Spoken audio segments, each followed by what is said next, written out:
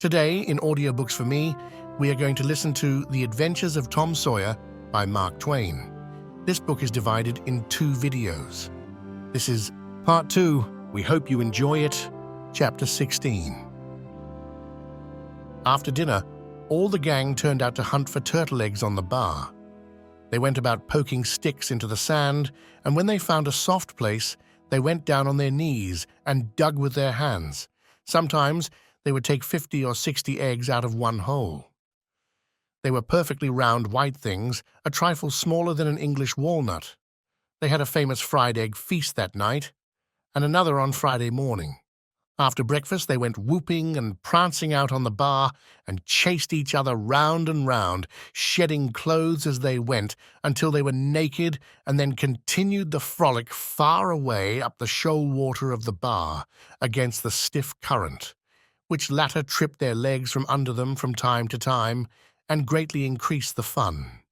And now and then they stooped in a group and splashed water in each other's faces with their palms, gradually approaching each other with averted faces to avoid the strangling sprays, and finally gripping and struggling till the best man ducked his neighbor.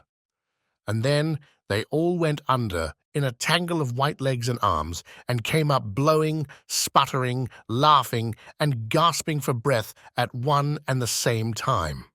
When they were well exhausted, they would run out and sprawl on the dry, hot sand, and lie there and cover themselves up with it, and by break for the water again and go through the original performance once more.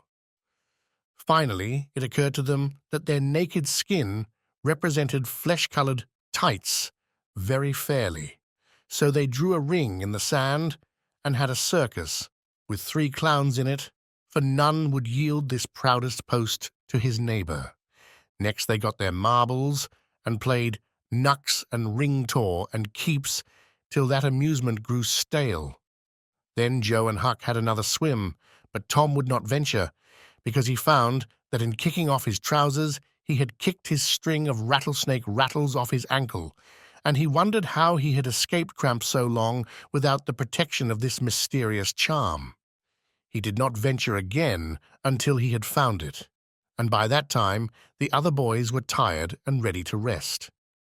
They gradually wandered apart, dropped into the dumps, and fell to gazing longingly across the wide river to where the village lay, drowsing in the sun. Tom found himself writing Becky in the sand with his big toe. He scratched it out and was angry with himself for his weakness, but he wrote it again nevertheless. He could not help it. He erased it once more and then took himself out of temptation by driving the other boys together and joining them. But Joe's spirits had gone down almost beyond resurrection. He was so homesick that he could hardly endure the misery of it. The tears lay very near the surface. Huck was melancholy too. Tom was downhearted, but tried hard not to show it. He had a secret which he was not ready to tell yet, but if this mutinous depression was not broken up soon, he would have to bring it out. He said, with a great show of cheerfulness, "I bet there's been pirates on this island before, boys. We'll explore it again. They've hid treasures here somewhere. How'd you feel to light on a rotten chest full of gold and silver, hey?" But it roused only faint enthusiasm, which faded out, with no reply. Tom tried 1 or 2 other seductions, but they failed too. It was discouraging work. Joe sat poking up the sand with a stick and looking very gloomy. Finally he said, "Oh, boys, let's give it up. I want to go home. It's so lonesome." "Oh, no, Joe, you'll feel better by and by," said Tom. "Just think of the fishing that's here." "I don't care for fishing. I want to go home." "But, Joe, there ain't such another swimming place anywhere." "Swimming's no good. I don't seem to care for it somehow, when there ain't anybody to say I shan't go in. I mean to go home." "Oh, shucks, baby. You want to see your mother, I reckon." "Yes, I do want to see my mother, and you would too if you had one. I ain't any more baby than you are." And Joe snuffled a little. "Well, we'll let the crybaby go home to his mother, won't we, Huck? Poor thing. Does it want to see its mother? And so it shall. You like it here, don't you, Huck? We'll stay, won't we? Huck said, "Wee-ee," without any heart in it. "I'll never speak to you again as long as I live," said Joe, rising. "There now." And he moved moodily away and began to dress himself. "Who cares?" said Tom. "Nobody wants you to. Go long home and get laughed at. Oh, you're a nice pirate. Huck and me ain't crybabies. We'll stay, won't we, Huck? Let him go if he wants to. I reckon we can get along without him, perhaps." But Tom was uneasy nevertheless, and was alarmed to see Joe go sullenly on with his dressing. And then it was discomforting to see Huck eyeing Joe's preparations so wistfully and keeping up such an ominous silence. Presently, without a parting word, Joe began to wade off toward the Illinois shore. Tom's heart began to sink. He glanced at Huck. Huck could not bear the look and dropped his eyes. Then he said, "I want to go too, Tom. It was getting so lonesome anyway, and now it'll be worse. Let's us go too, Tom." "I won't. You can all go if you want to. I mean to stay." "Tom, I better go." "Well, go long. Who's hindering you?" Huck began to pick up his scattered clothes. He said, "Tom, I wished you'd come too. Now you think it over. We'll wait for you when we get to shore."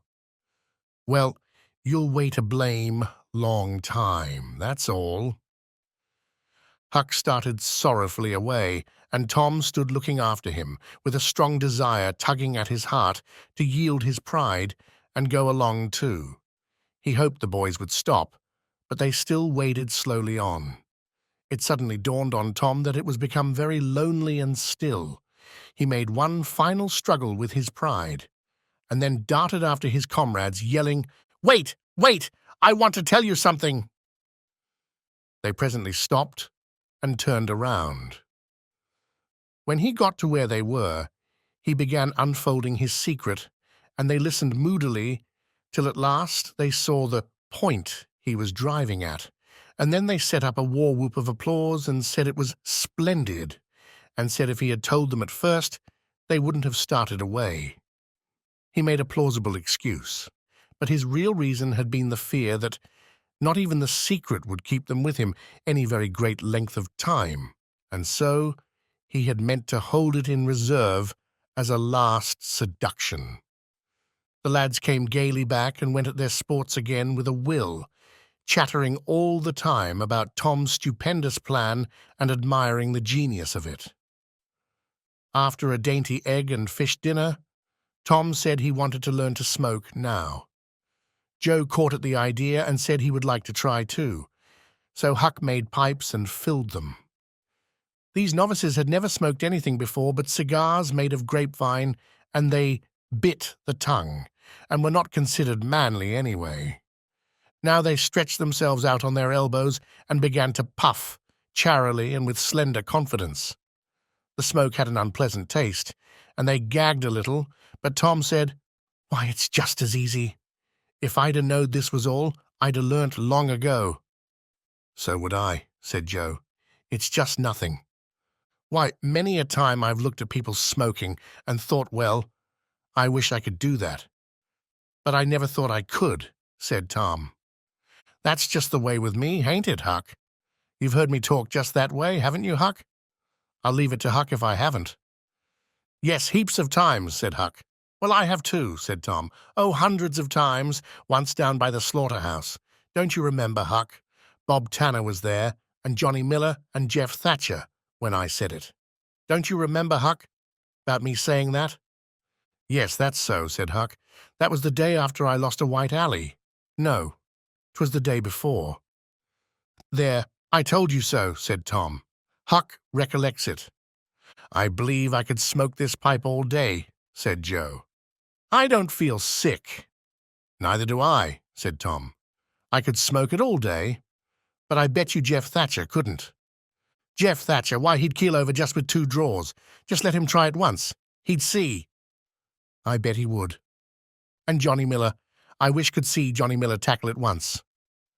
"Oh, don't I?" said Joe. "Why, I bet you Johnny Miller couldn't any more do this than nothing. Just one little snifter would fetch him." "'Deed it would, Joe. Say, I wish the boys could see us now." "So do I." "Say, boys, don't say anything about it. And sometime when they're around, I'll come up to you and say, 'Joe, got a pipe? I want to smoke.'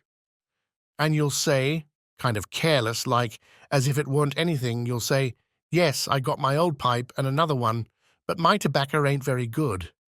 And I'll say, 'Oh, that's all right, if it's strong enough.'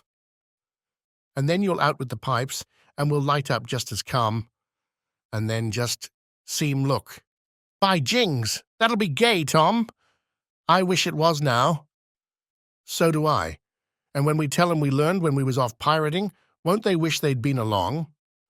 "Oh, I reckon not. I'll just bet they will." So the talk ran on. But presently it began to flag a trifle and grow disjointed. The silences widened. The expectoration marvelously increased. Every pore inside the boys' cheeks became a spouting fountain. They could scarcely bail out the cellars under their tongues fast enough to prevent an inundation. Little overflowings down their throats occurred in spite of all they could do, and sudden retchings followed every time.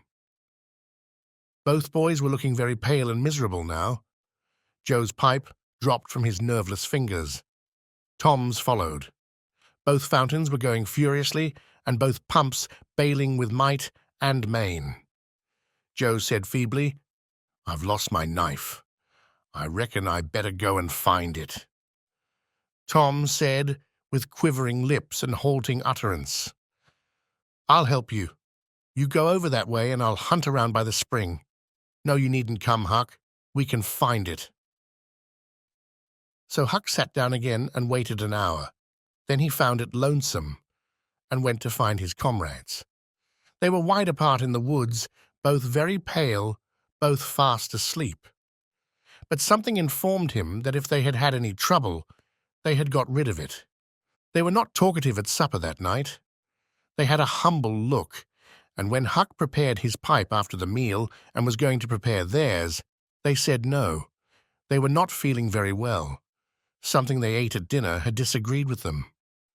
About midnight, Joe awoke and called the boys. There was a brooding oppressiveness in the air that seemed to bode something.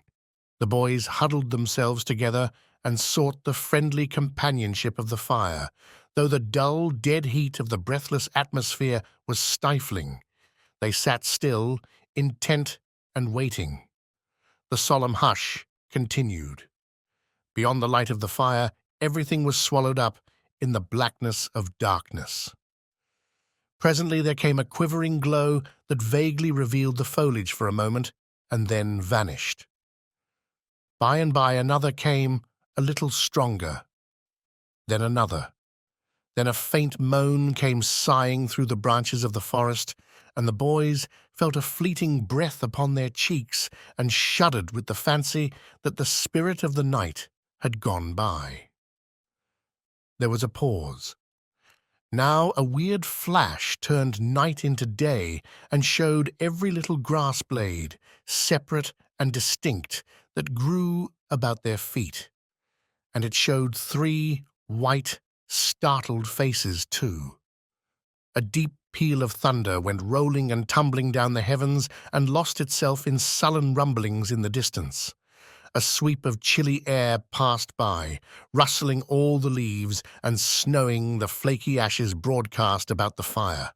Another fierce glare lit up the forest, and an instant crash followed that seemed to rend the treetops right over the boys' heads.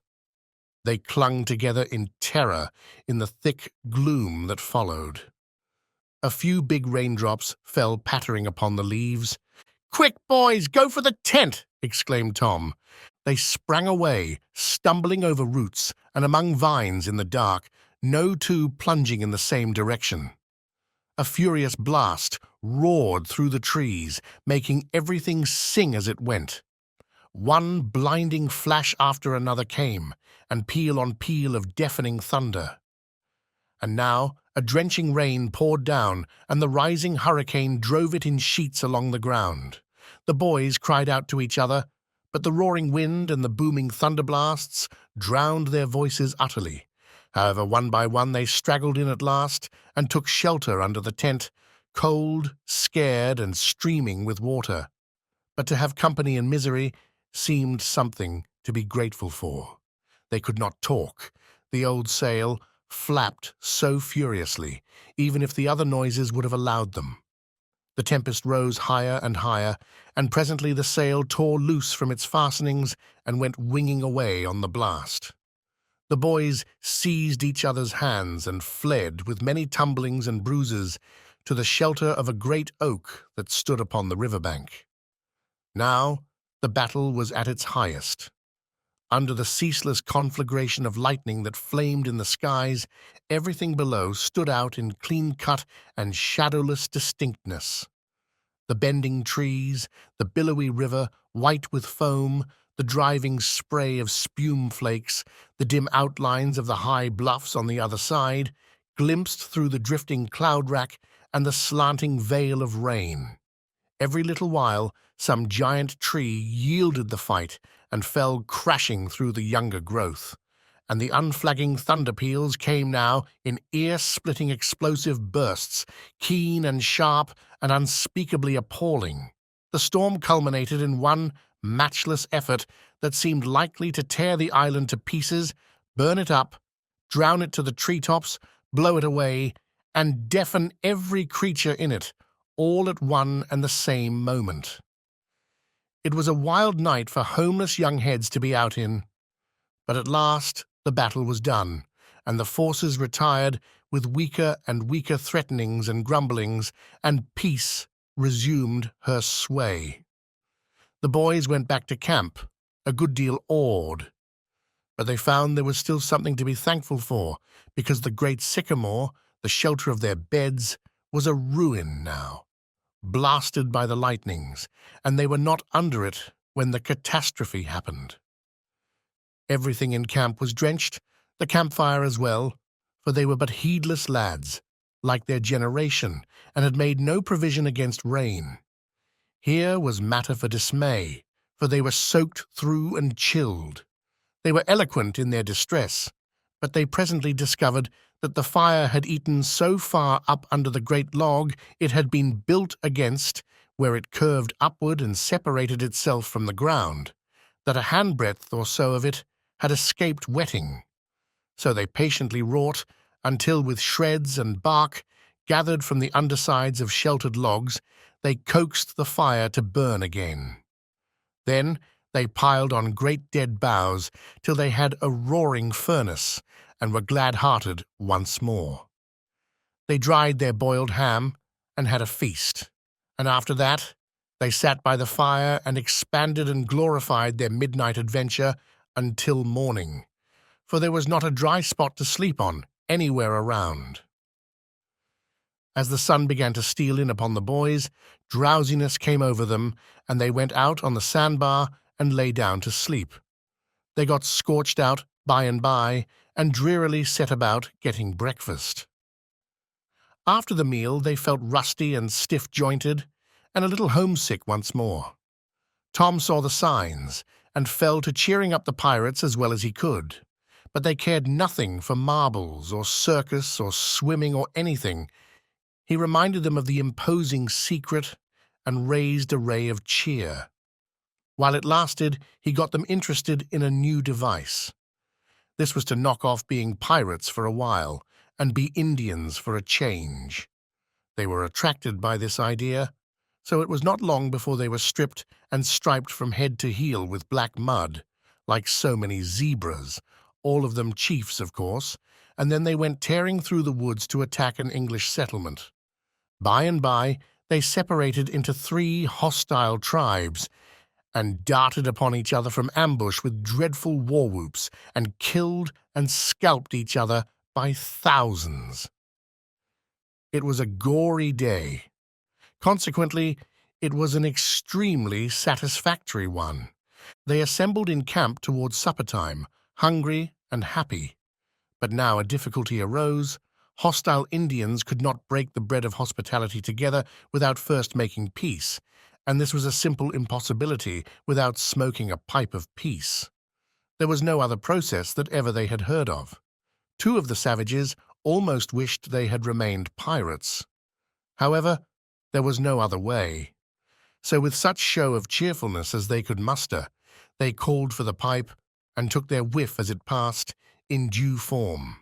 And behold, they were glad they had gone into savagery, for they had gained something. They found that they could now smoke a little without having to go and hunt for a lost knife. They did not get sick enough to be seriously uncomfortable. They were not likely to fool away this high promise for lack of effort. No, they practiced cautiously after supper with right fair success, and so they spent a jubilant evening. They were prouder and happier in their new acquirement than they would have been in the scalping and skinning of the Six Nations. We will leave them to smoke and chatter and brag, since we have no further use for them at present. Chapter 17. But there was no hilarity in the little town that same tranquil Saturday afternoon. The Harpers and Aunt Polly's family were being put into mourning, with great grief and many tears. An unusual quiet possessed the village, although it was ordinarily quiet enough in all conscience. The villagers conducted their concerns with an absent air and talked little, but they sighed often. The Saturday holiday seemed a burden to the children. They had no heart in their sports and gradually gave them up.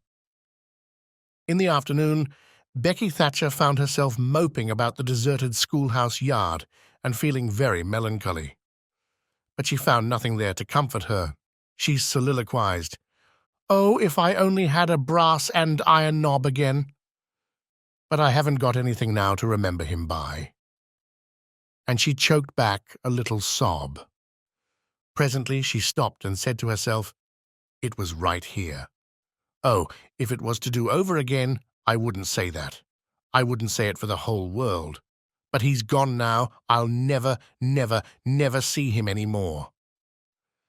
This thought broke her down, and she wandered away, with tears rolling down her cheeks. Then quite a group of boys and girls, playmates of Tom's and Joe's, came by and stood looking over the paling fence and talking in reverent tones of how Tom did so-and-so the last time they saw him, and how Joe said this and that small trifle, pregnant with awful prophecy as they could easily see now, and each speaker pointed out the exact spot where the lost lad stood at the time, and then added something like, "And I was a-standing just so, just as I am now, and as if you was him, I was as close as that, and he smiled, just this way, and then something seemed to go all over me, like awful, you know, and I never thought what it meant, of course, but I can see now." Then there was a dispute about who saw the dead boys last in life, and many claimed that dismal distinction, and offered evidences, more or less tampered with by the witness, and when it was ultimately decided who did see the departed last and exchange the last words with them, the lucky parties took upon themselves a sort of sacred importance, and were gaped at and envied by all the rest. One poor chap, who had no other grandeur to offer, said, with tolerably manifest pride in the remembrance, "Well, Tom Sawyer, he licked me once." But that bid for glory was a failure. Most of the boys could say that, and so that cheapened the distinction too much. The group loitered away, still recalling memories of the lost heroes in awed voices. When the Sunday school hour was finished, the next morning, the bell began to toll, instead of ringing in the usual way. It was a very still Sabbath, and the mournful sound seemed in keeping with the musing hush that lay upon nature. The villagers began to gather, loitering a moment in the vestibule to converse in whispers about the sad event. But there was no whispering in the house, only the funereal rustling of dresses as the women gathered to their seats disturbed the silence there. None could remember when the little church had been so full before. There was finally a waiting pause, an expectant dumbness, and then Aunt Polly entered, followed by Sid and Mary, and they by the Harper family, all in deep black, and the whole congregation, the old minister as well, rose reverently and stood until the mourners were seated in the front pew. There was another communing silence, broken at intervals by muffled sobs, and then the minister spread his hands abroad and prayed. A moving hymn was sung, and the text followed, "I am the resurrection and the life." As the service proceeded, the clergyman drew such pictures of the graces, the winning ways, and the rare promise of the lost lads that every soul there, thinking he recognized these pictures, felt a pang in remembering that he had persistently blinded himself to them always before, and had as persistently seen only faults and flaws in the poor boys. The minister related many a touching incident in the lives of the departed too, which illustrated their sweet, generous natures, and the people could easily see now how noble and beautiful those episodes were, and remembered with grief that at the time they occurred they had seemed rank rascalities, well deserving of the cowhide. The congregation became more and more moved as the pathetic tale went on, till at last the whole company broke down and joined the weeping mourners in a chorus of anguished sobs, the preacher himself giving way to his feelings and crying in the pulpit. There was a rustle in the gallery which nobody noticed. A moment later, the church door creaked. The minister raised his streaming eyes above his handkerchief and stood transfixed. First one and then another pair of eyes followed the minister's, and then almost with one impulse the congregation rose and stared while the three dead boys came marching up the aisle, Tom in the lead, Joe next, and Huck, a ruin of drooping rags, sneaking sheepishly in the rear. They had been hid in the unused gallery listening to their own funeral sermon. Aunt Polly, Mary, and the Harpers threw themselves upon their restored ones, smothered them with kisses, and poured out thanksgivings, while poor Huck stood abashed and uncomfortable, not knowing exactly what to do or where to hide from so many unwelcoming eyes. He wavered and started to slink away, but Tom seized him and said, "Aunt Polly, it ain't fair. Somebody's got to be glad to see Huck." "And so they shall. I'm glad to see him, poor motherless thing." And the loving attentions Aunt Polly lavished upon him were the one thing capable of making him more uncomfortable than he was before. Suddenly, the minister shouted at the top of his voice, "Praise God, from whom all blessings flow, sing, and put your hearts in it." And they did. Old Hundred swelled up with a triumphant burst, and while it shook the rafters, Tom Sawyer, the pirate, looked around upon the envying juveniles about him and confessed in his heart that this was the proudest moment of his life. As the souled congregation trooped out, they said they would almost be willing to be made ridiculous again to hear Old Hundred sung like that once more.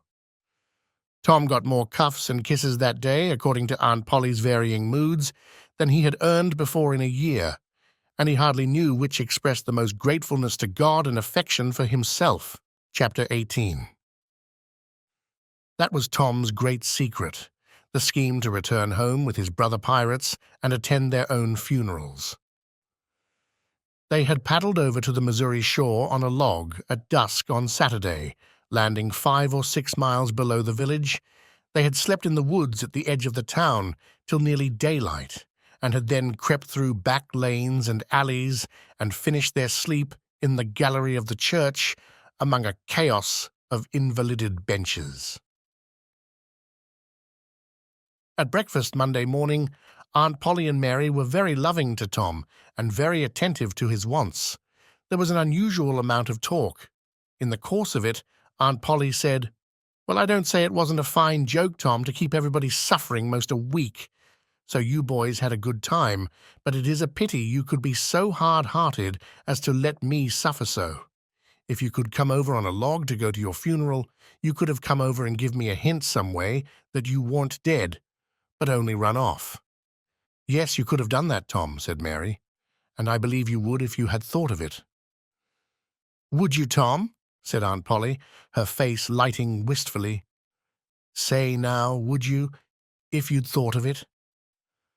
Well, I don't know. Would have spoiled everything. Tom, I hoped you loved me that much, said Aunt Polly, with a grieved tone that discomforted the boy. It would have been something if you'd cared enough to think of it, even if you didn't do it.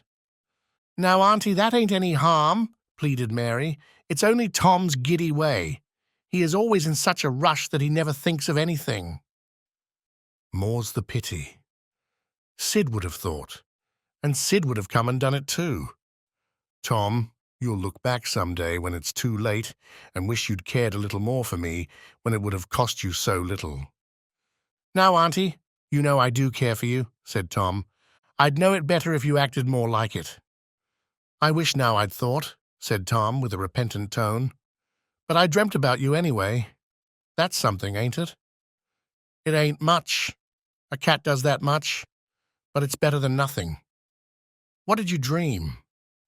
Why, Wednesday night, I dreamt that you were sitting over there by the bed and Sid was sitting by the woodbox and Mary next to him. Well, so we did. So we always do. I'm glad your dreams could take even that much trouble about us. And I dreamt that Joe Harper's mother was here. Why, she was here. Did you dream any more? Oh, lots, but it's so dim now. Well, try to recollect, can't you? Somehow it seems to me that the wind blowed the... Try harder, Tom. The wind did blow something. Come. Tom pressed his fingers on his forehead an anxious minute, and then said, I've got it now. I've got it now. It blowed the candle. Mercy on us! Go on, Tom. Go on. And it seems to me that you said, Why, I believe that door... Go on, Tom. Just let me study a moment, just a moment. Oh, yes, you said you believed the door was open. As I'm sitting here, I did. Didn't I, Mary? Go on. And then, well, I won't be certain, but it seems like as if you made Sid go well? What did I make him do, Tom? What did I make him do? You made him, you made him shut it. Well, for the land's sake, I never heard the beat of that in all my days. Don't tell me there ain't anything in dreams any more. Serene Harper shall know of this before I'm an hour older. I'd like to see her get around this with her rubbish about superstition. Go on, Tom. Oh, it's all getting just as bright as day now. Next you said I warn't bad, only mischievous and harum-scarum, and not any more responsible than I think it was a colt or something. And so it was. Well, goodness gracious, go on, Tom. And then you began to cry. So I did. Not the first time neither. And then Mrs. Harper, she began to cry and said Joe was just the same, and she wished she hadn't whipped him for taking cream when she'd throwed it out her own self. Tom! The spirit was upon you. You was a-prophesying.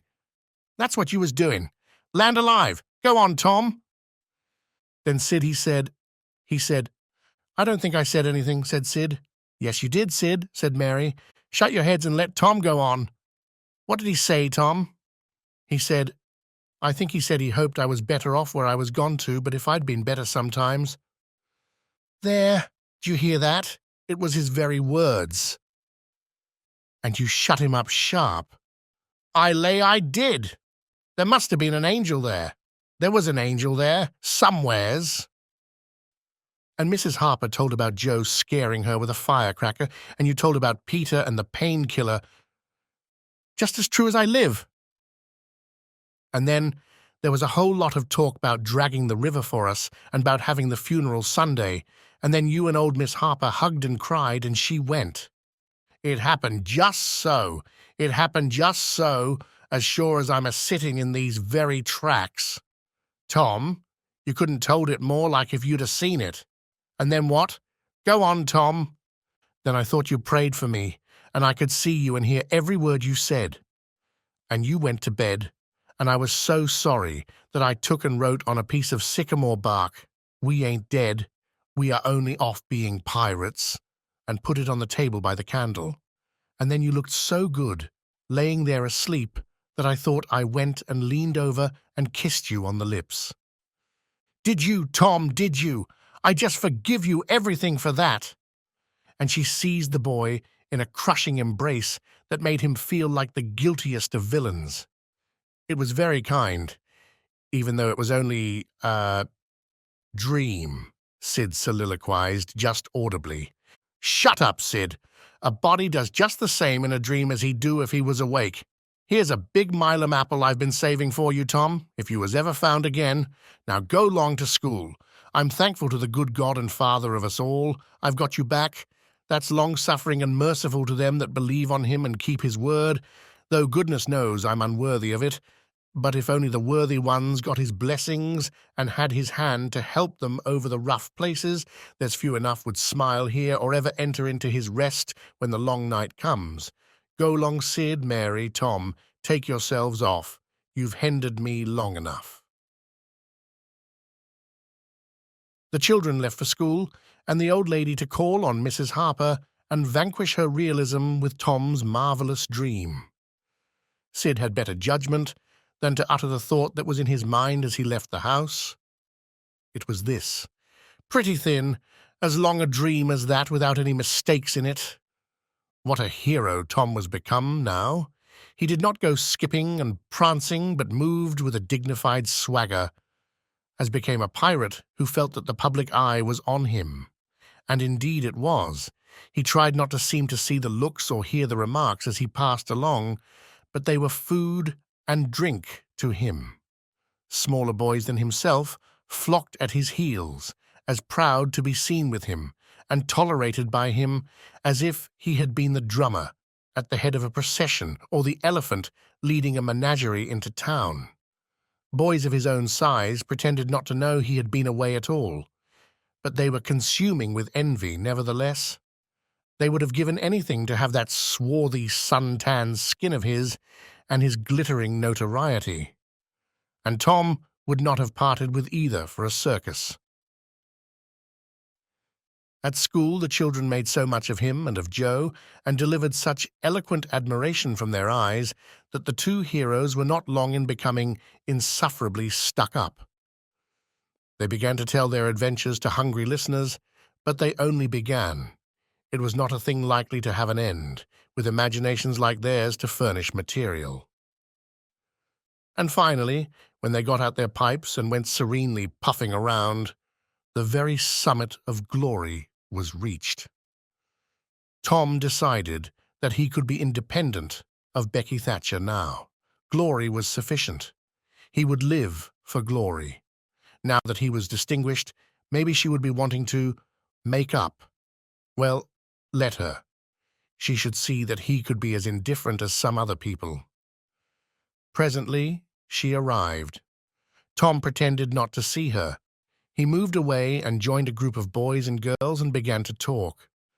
Soon he observed that she was tripping gaily back and forth with flushed face and dancing eyes, pretending to be busy chasing schoolmates and screaming with laughter when she made a capture. But he noticed that she always made her captures in his vicinity, and that she seemed to cast a conscious eye in his direction at such times too. It gratified all the vicious vanity that was in him. And so, instead of winning him, it only set him up the more and made him the more diligent to avoid betraying that he knew she was about.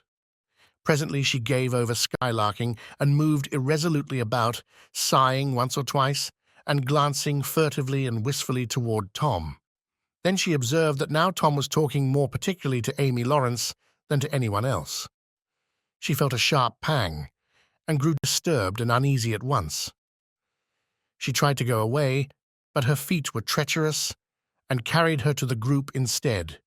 She said to a girl almost at Tom's elbow with sham vivacity, "Why, Mary Austin, you bad girl, why didn't you come to Sunday school?" "I did come. Didn't you see me?" "Why, no, did you? Where did you sit?" "I was in Miss Peters' class, where I always go. I saw you." "Did you? Why, it's funny I didn't see you. I wanted to tell you about the picnic." "Oh, that's jolly. Who's going to give it?" "My ma's going to let me have one." "Oh, goody. I hope she'll let me come."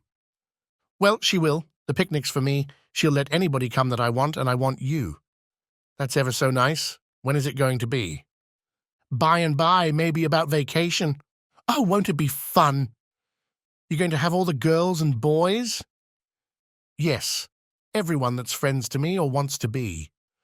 And she glanced ever so furtively at Tom, but he talked right along to Amy Lawrence about the terrible storm on the island, and how the lightning tore the great sycamore tree all to flinders while he was standing within 3 feet of it.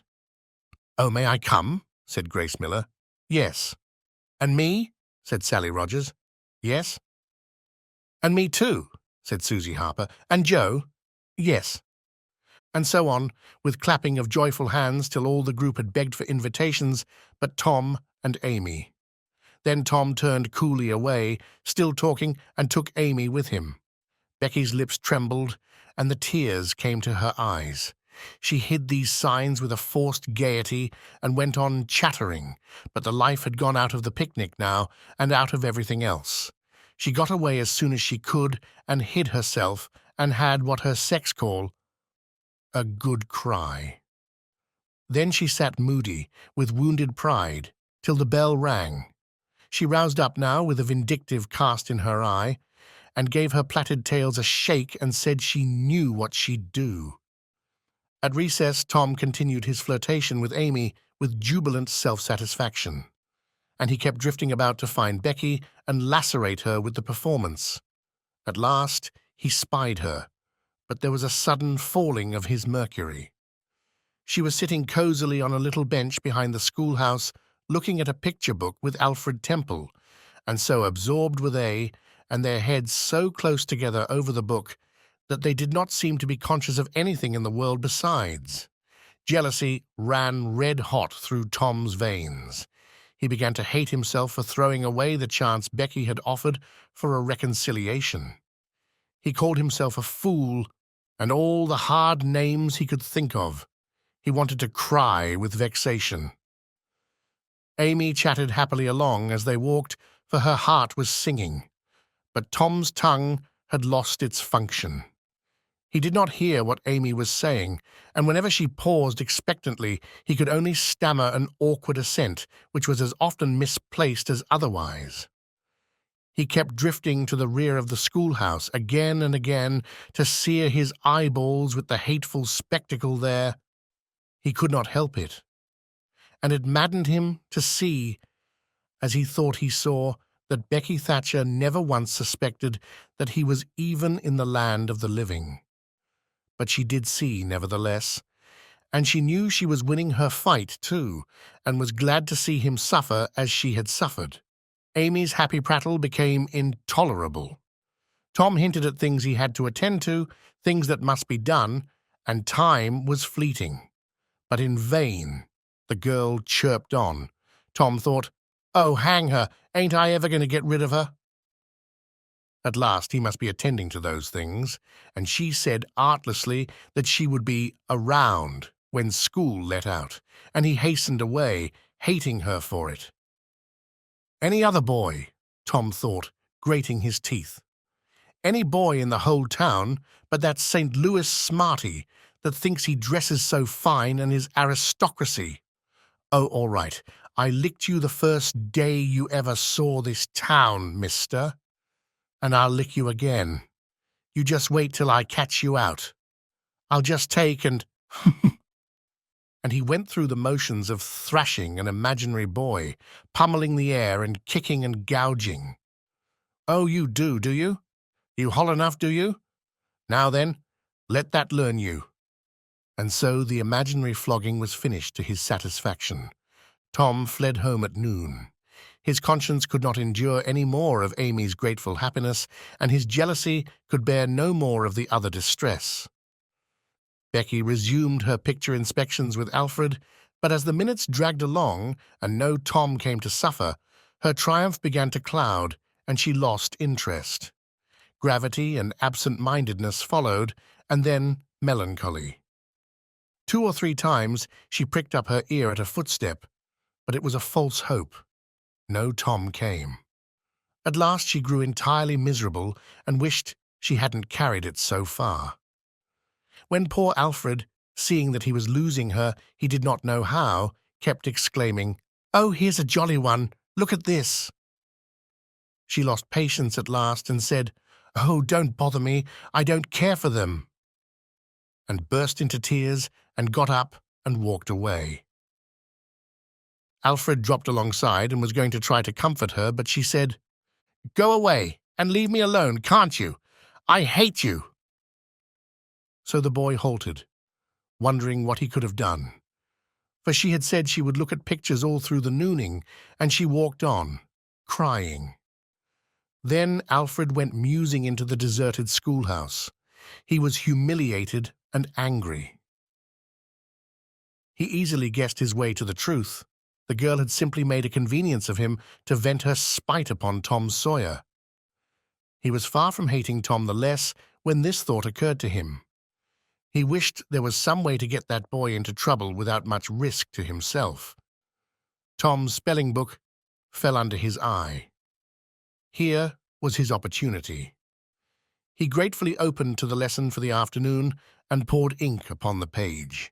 Becky, glancing in at a window behind him at the moment, saw the act and moved on without discovering herself. She started homeward now, intending to find Tom and tell him. Tom would be thankful and their troubles would be healed. Before she was halfway home, however, she had changed her mind. The thought of Tom's treatment of her when she was talking about her picnic came scorching back and filled her with shame. She resolved to let him get whipped on the damaged spelling book's account and to hate him forever into the bargain. Chapter 19. Tom arrived at home in a dreary mood, and the first thing his aunt said to him showed him that he had brought his sorrows to an unpromising market. "Tom, I've a notion to skin you alive." "Auntie, what have I done?" "Well, you've done enough. Here I go over to Serene Harper like an old softy, expecting I'm going to make her believe all that rubbish about that dream, when lo and behold she'd found out from Joe that you was over here and heard all the talk we had that night. Tom, I don't know what is to become of a boy that will act like that. It makes me feel so bad to think you could let me go to Serene Harper and make such a fool of myself and never say a word." This was a new aspect of the thing. His smartness of the morning had seemed to Tom a good joke before and very ingenious. It merely looked mean and shabby now. He hung his head and could not think of anything to say for a moment. Then he said, "Auntie, I wish I hadn't done it, but I didn't think." "Oh, child, you never think. You never think of anything but your own selfishness. You could think to come all the way over here from Jackson's Island in the night to laugh at our troubles, and you could think to fool me with a lie about a dream. But you couldn't ever think to pity us and save us from sorrow. Auntie, I know now it was mean, but I didn't mean to be mean. I didn't, honest. And besides, I didn't come over here to laugh at you that night." "What did you come for, then?" "It was to tell you not to be uneasy about us because we hadn't got drowned. Tom, I would be the thankfulest soul in this world if I could believe you ever had as good a thought as that, but you know you never did. And I know it, Tom. Indeed. Indeed I did, Auntie. I wish I may never stir if I didn't." "Oh, Tom, don't lie. Don't do it. It only makes things 100 times worse." "It ain't a lie, Auntie. It's the truth. I wanted to keep you from grieving. That was all that made me come. I'd give the whole world to believe that. It would cover up a power of sins, Tom. I'd most be glad you'd run off and acted so bad. But it ain't reasonable. Because why didn't you tell me, child?" "Why, you see, when you got to talking about the funeral, I just got all full of the idea of our coming and hiding in the church, and I couldn't somehow bear to spoil it. So I just put the bark back in my pocket and kept mum." "What bark?" "The bark I had wrote on to tell you we'd gone pirating. I wish now you'd waked up when I kissed you. I do, honest." The hard lines in his aunt's face relaxed, and a sudden tenderness dawned in her eyes. "Did you kiss me, Tom?" "Why, yes, I did." "Are you sure you did, Tom?" "Why, yes, I did, Auntie, certain sure." What did you kiss me for, Tom? Because I loved you so. And you laid there moaning, and I was so sorry. The words sounded like truth. The old lady could not hide a tremor in her voice when she said, "Kiss me again, Tom, and be off with you to school now, and don't bother me any more." The moment he was gone, she ran to a closet and got out the ruin of a jacket, which Tom had gone pirating in. Then she stopped, with it in her hand, and said to herself, "No, I don't dare. Poor boy, I reckon he's lied about it. But it's a blessed, blessed lie. There's such a comfort come from it. I know the Lord will forgive him, because it was such good-heartedness in him to tell it. But I don't want to find out it's a lie. I won't look." She put the jacket away and stood by musing a minute. Twice she put out her hand to take the garment again, and twice she refrained. Once more she ventured, and this time she fortified herself with the thought, "It's a good lie, it's a good lie. I won't let it grieve me." So she sought the jacket pocket. A moment later, she was reading Tom's piece of bark through flowing tears and saying, "I could forgive the boy, now, if he'd committed 1,000,000 sins." Chapter 10. There was something about Aunt Polly's manner when she kissed Tom that swept away his low spirits and made him light-hearted and happy again. He started to school and had the luck of coming upon Becky Thatcher at the head of Meadow Lane. His mood always determined his manner. Without a moment's hesitation, he ran to her and said, "I acted mighty mean today, Becky, and I'm so sorry. I won't ever, ever do that way again, as long as ever I live. Please make up, won't you?" The girl stopped and looked him scornfully in the face. "I'll thank you to keep yourself to yourself, Mr. Thomas Sawyer. I'll never speak to you again." She tossed her head and passed on. Tom was so stunned that he had not even presence of mind enough to say, "Who cares, Miss Smarty?" until the right time to say it had gone by. So he said nothing, but he was in a fine rage nevertheless. He moped into the schoolyard, wishing she were a boy, and imagining how he would trounce her if she were. He presently encountered her and delivered a stinging remark as he passed. She hurled one in return, and the angry breach was complete. It seemed to Becky, in her hot resentment, that she could hardly wait for school to take in. She was so impatient to see Tom flogged for the injured spelling book. If she had had any lingering notion of exposing Alfred Temple, Tom's offensive fling had driven it entirely away. Poor girl, she did not know how fast she was nearing trouble herself. The master, Mr. Dobbins, had reached middle age with an unsatisfied ambition. The darling of his desires was to be a doctor, but poverty had decreed that he should be nothing higher than a village schoolmaster. Every day he took a mysterious book out of his desk and absorbed himself in it at times when no classes were reciting. He kept that book under lock and key.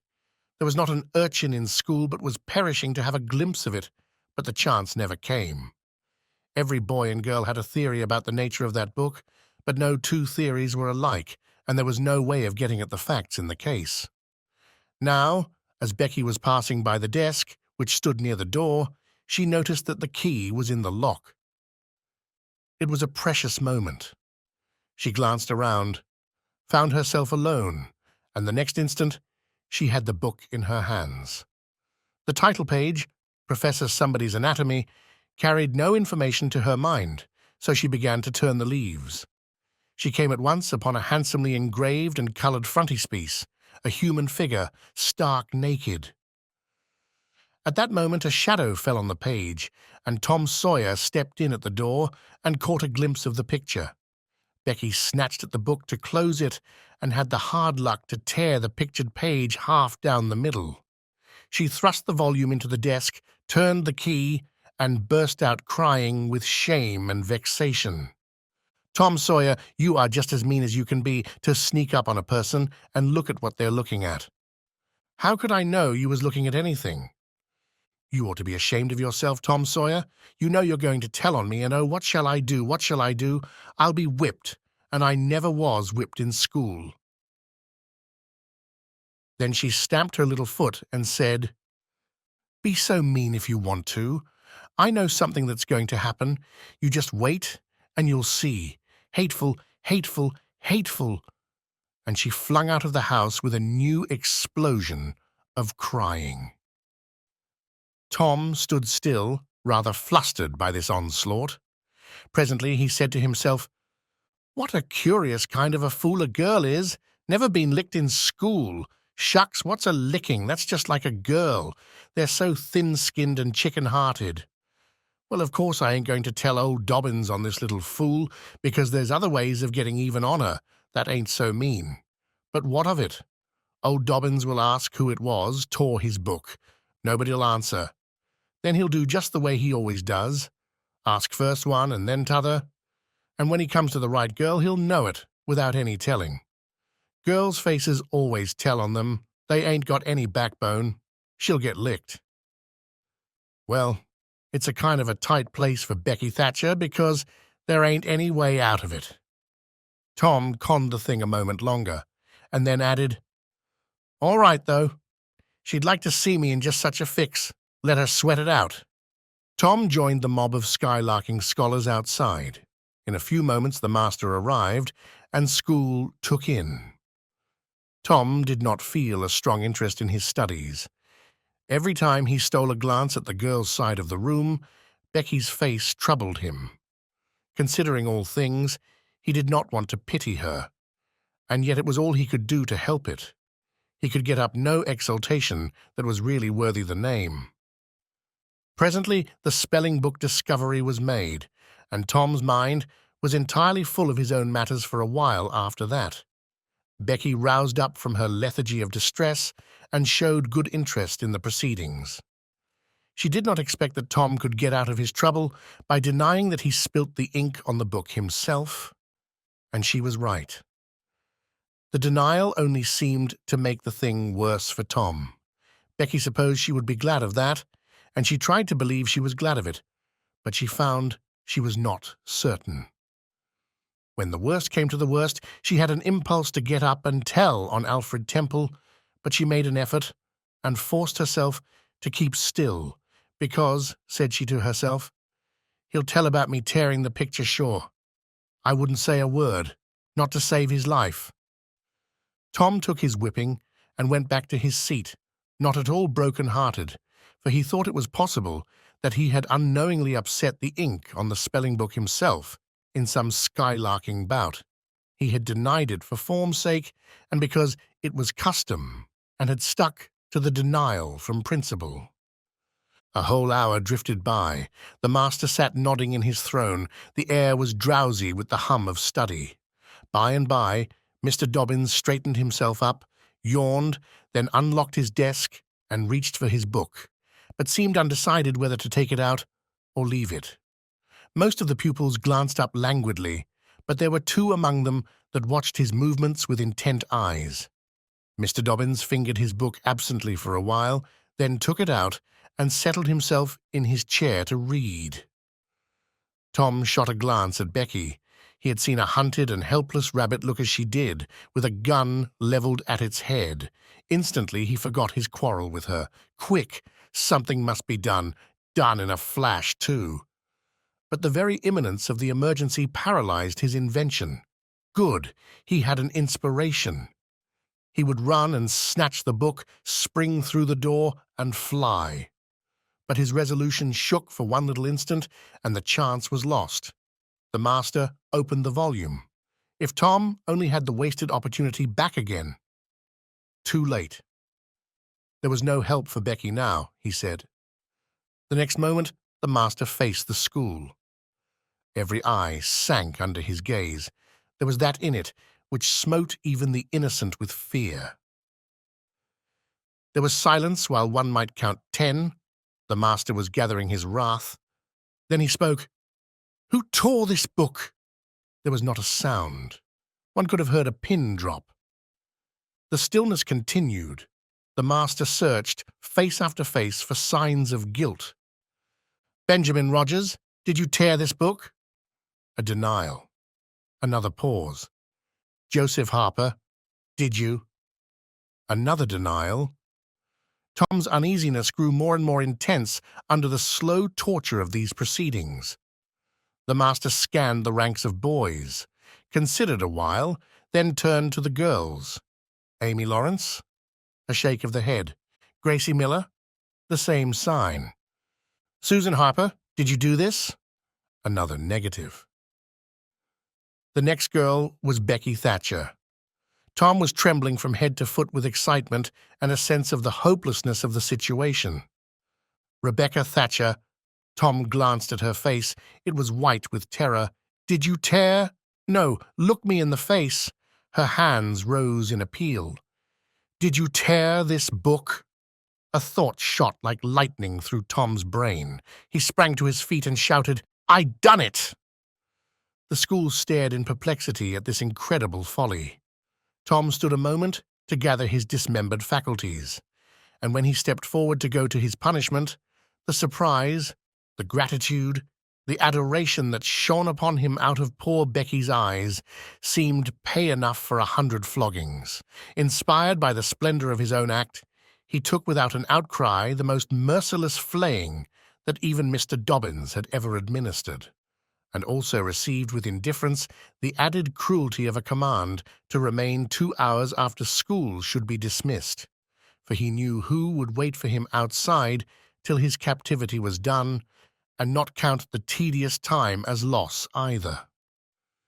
Tom went to bed that night planning vengeance against Alfred Temple, for with shame and repentance Becky had told him all, not forgetting her own treachery, but even the longing for vengeance had to give way soon to pleasant amusings, and he fell asleep at last with Becky's latest words lingering dreamily in his ear.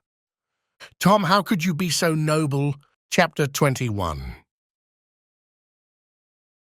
Vacation was approaching. The schoolmaster, always severe, grew severer and more exacting than ever, for he wanted the school to make a good showing on examination day. His rod and his ferule were seldom idle now, at least among the smaller pupils. Only the biggest boys and young ladies of 18 and 20 escaped lashing. Mr. Dobbins's lashings were very vigorous ones too, for although he carried under his wig a perfectly bald and shiny head, he had only reached middle age, and there was no sign of feebleness in his muscle. As the great day approached, all the tyranny that was in him came to the surface. He seemed to take a vindictive pleasure in punishing the least shortcomings. The consequence was that the smaller boys spent their days in terror and suffering, and their nights in plotting revenge. They threw away no opportunity to do the master a mischief, but he kept ahead all the time. The retribution that followed every vengeful success was so sweeping and majestic that the boys always retired from the field badly worsted. At last they conspired together and hit upon a plan that promised a dazzling victory. They swore in the sign-painter's boy, told him the scheme, and asked his help. He had his own reasons for being delighted, for the master boarded in his father's family and had given the boy ample cause to hate him. The master's wife would go on a visit to the country in a few days, and there would be nothing to interfere with the plan.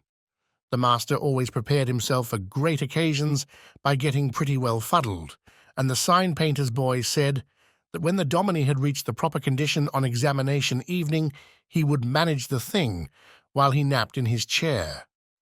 Then he would have him awakened at the right time and hurried away to school. In the fullness of time, the interesting occasion arrived. At 8 in the evening, the schoolhouse was brilliantly lighted and adorned with wreaths and festoons of foliage and flowers. The master sat throned in his great chair upon a raised platform with his blackboard behind him. He was looking tolerably mellow. 3 rows of benches on each side and 6 rows in front of him were occupied by the dignitaries of the town and by the parents of the pupils. To his left, back of the rows of citizens, was a spacious temporary platform upon which were seated the scholars who were to take part in the exercises of the evening. Rows of small boys, washed and dressed to an intolerable state of discomfort. Rows of gawky big boys. Snowbanks of girls and young ladies clad in lawn and muslin and conspicuously conscious of their bare arms, their grandmother's ancient trinkets, their bits of pink and blue ribbon, and the flowers in their hair. All the rest of the house was filled with non-participating scholars. The exercises began. A very little boy stood up and sheepishly recited, "You'd scarce expect one of my age to speak in public on the stage," etc., accompanying himself with the painfully exact and spasmodic gestures which a machine might have used, supposing the machine to be a trifle out of order.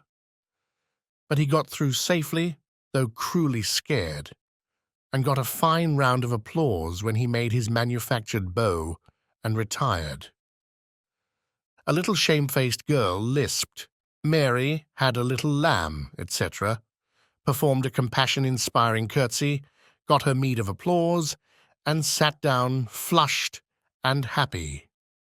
Tom Sawyer stepped forward with conceited confidence and soared into the unquenchable and indestructible "Give me liberty or give me death" speech, with fine fury and frantic gesticulation, and broke down in the middle of it.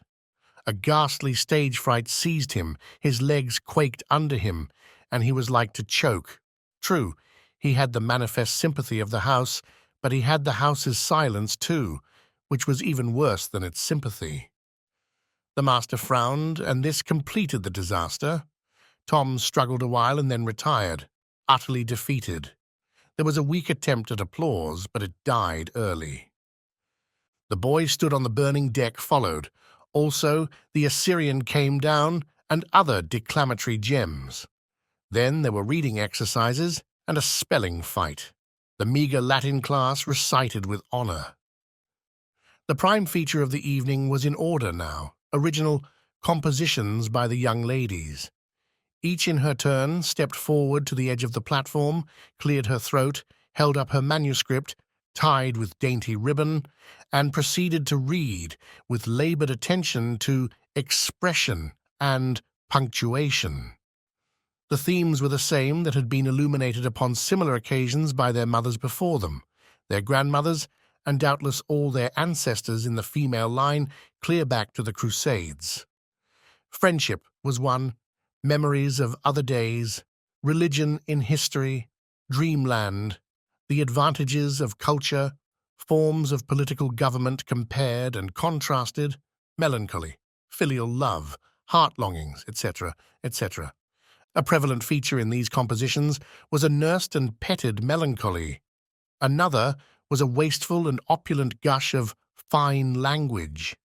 Another was a tendency to lug in by the ears particularly prized words and phrases until they were worn entirely out. And a peculiarity that conspicuously marked and marred them was the inveterate and intolerable sermon that wagged its crippled tail at the end of each and every one of them. No matter what the subject might be, a brain-racking effort was made to squirm it into some aspect or other that the moral and religious mind could contemplate with edification. The glaring insincerity of these sermons was not sufficient to compass the banishment of the fashion from the schools, and it is not sufficient today. It never will be sufficient while the world stands, perhaps. There is no school in all our land where the young ladies do not feel obliged to close their compositions with a sermon, and you will find that the sermon of the most frivolous and the least religious girl in the school is always the longest and the most relentlessly pious. But enough of this. Homely truth is unpalatable. Let us return to the examination. The first composition that was read was one entitled, "Is This Then Life?" Perhaps the reader can endure an extract from it. In the common walks of life, with what delightful emotions does the youthful mind look forward to some anticipated scene of festivity. Imagination is busy sketching rose-tinted pictures of joy. In fancy, the voluptuous votary of fashion sees herself amid the festive throng, the observed of all observers. Her graceful form, arrayed in snowy robes, is whirling through the mazes of the joyous dance. Her eye is brightest, her step is lightest in the gay assembly. In such delicious fancies, time quickly glides by, and the welcome hour arrives for her entrance into the Elysian world, of which she has had such bright dreams. How fairy-like does everything appear to her enchanted vision! Each new scene is more charming than the last. But after a while she finds that beneath this goodly exterior all is vanity. The flattery which once charmed her soul now grates harshly upon her ear. The ballroom has lost its charms, and with wasted health and embittered heart she turns away with the conviction that earthly pleasures cannot satisfy the longings of the soul. And so forth and so on. There was a buzz of gratification from time to time during the reading, accompanied by whispered ejaculations of "How sweet!" "How eloquent!" "So true," etc. And after the thing had closed with a peculiarly afflicting sermon, the applause was enthusiastic. Then arose a slim, melancholy girl, whose face had the interesting paleness that comes of pills and indigestion, and read a poem. 2 stanzas of it will do. A Missouri maiden's farewell to Alabama. Alabama, goodbye, I love thee well, but yet for a while do I leave thee now? Sad, yes, sad thoughts of thee my heart doth swell, and burning recollections throng my brow. For I have wandered through thy flowery woods, have roamed and read near Tallapoosa's stream, have listened to Talisay's warring floods, and wooed on Coosa's side Aurora's beam. Yet shame I not to bear an o'erfull heart, nor blush to turn behind my tearful eyes. 'Tis from no stranger land I now must part, 'tis to no strangers left I yield these sighs. Welcome and home were mine within this state, whose vales I leave, whose spires fade fast from me, and cold must be mine eyes and heart and tate, when dear Alabama they turn cold on thee. There were very few there who knew what Tate meant, but the poem was very satisfactory nevertheless. Next appeared a dark-complexioned, black-eyed, black-haired young lady, who paused an impressive moment, assumed a tragic expression, and began to read in a measured, solemn tone. A vision. Dark and tempestuous was night. Around the throne on high not a single star quivered, but the deep intonations of the heavy thunder constantly vibrated upon the ear, whilst the terrific lightning revelled in angry mood through the cloudy chambers of heaven, seeming to scorn the power exerted over its terror by the illustrious Franklin. Even the boisterous winds unanimously came forth from their mystic homes, and blustered about as if to enhance by their aid the wildness of the scene. At such a time, so dark, so dreary, for human sympathy my very spirit sighed, but instead thereof, my dearest friend, my counsellor, my comforter and guide, my joy in grief, my second bliss in joy, came to my side. She moved like one of those bright beings pictured in the sunny walks of fancy's Eden by the romantic and young, a queen of beauty unadorned, save by her own transcendent loveliness. So soft was her step, it failed to make even a sound, and but for the magical thrill imparted by her genial touch, as other unobtrusive beauties, she would have glided away unperceived, unsought. A strange sadness rested upon her features, like icy tears upon the robe of December, as she pointed to the contending elements without, and bade me contemplate the 2 beings presented. This nightmare occupied some 10 pages of manuscript and wound up with a sermon so destructive of all hope to non-Presbyterians that it took the first prize. This composition was considered to be the very finest effort of the evening. The mayor of the village, in delivering the prize to the author of it, made a warm speech in which he said that it was by far the most eloquent thing he had ever listened to, and that Daniel Webster himself might well be proud of it. It may be remarked in passing that the number of compositions in which the word beauteous was overfondled and human experience referred to as life's page was up to the usual average.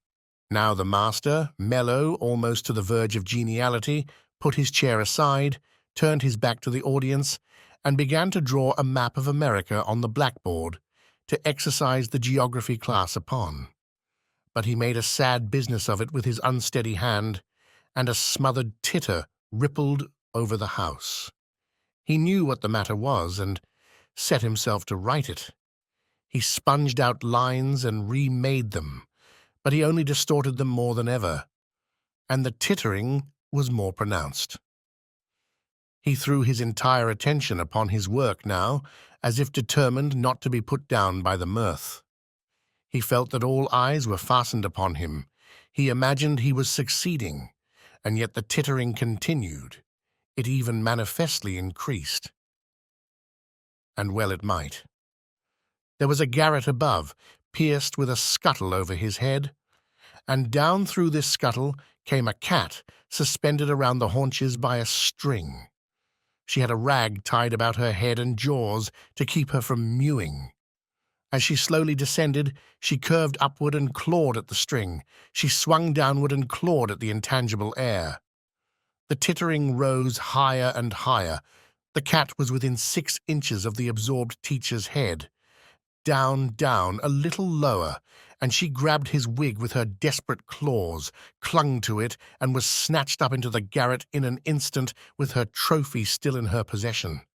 And how the light did blaze abroad from the master's bald pate, for the sign-painter's boy had gilded it. That broke up the meeting. The boys were avenged. Vacation had come.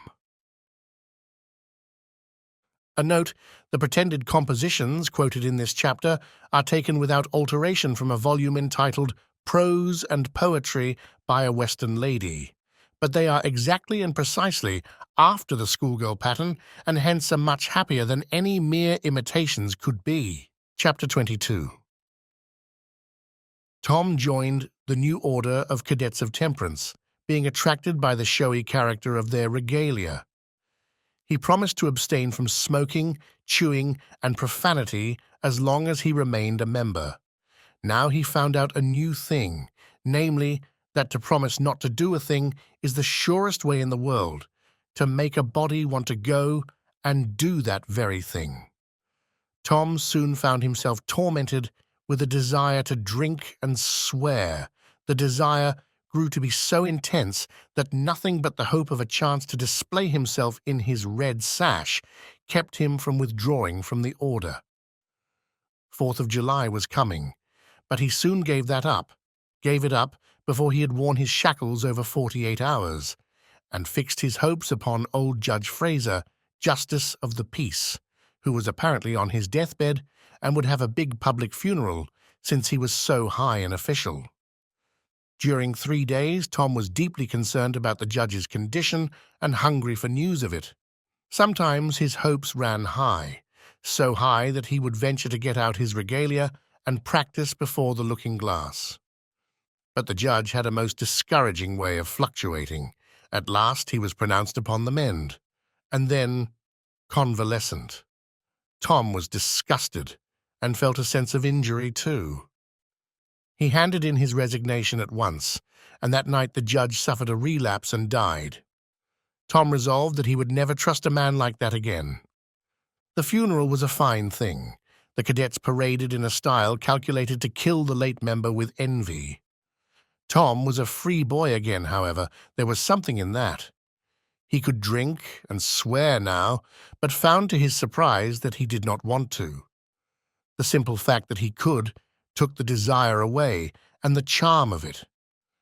Tom presently wondered to find that his coveted vacation was beginning to hang a little heavily on his hands. He attempted a diary, but nothing happened during 3 days, and so he abandoned it.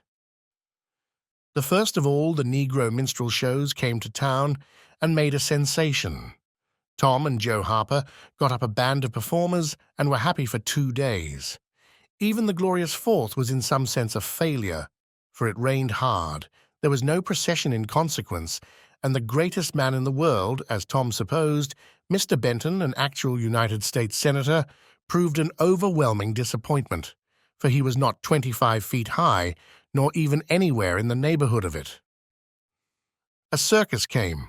The boys played circus for 3 days afterward in tents made of rag carpeting. Admission, 3 pins for boys, 2 for girls, and then circusing was abandoned. A phrenologist and a mesmerizer came, and went again, and left the village duller and drearier than ever.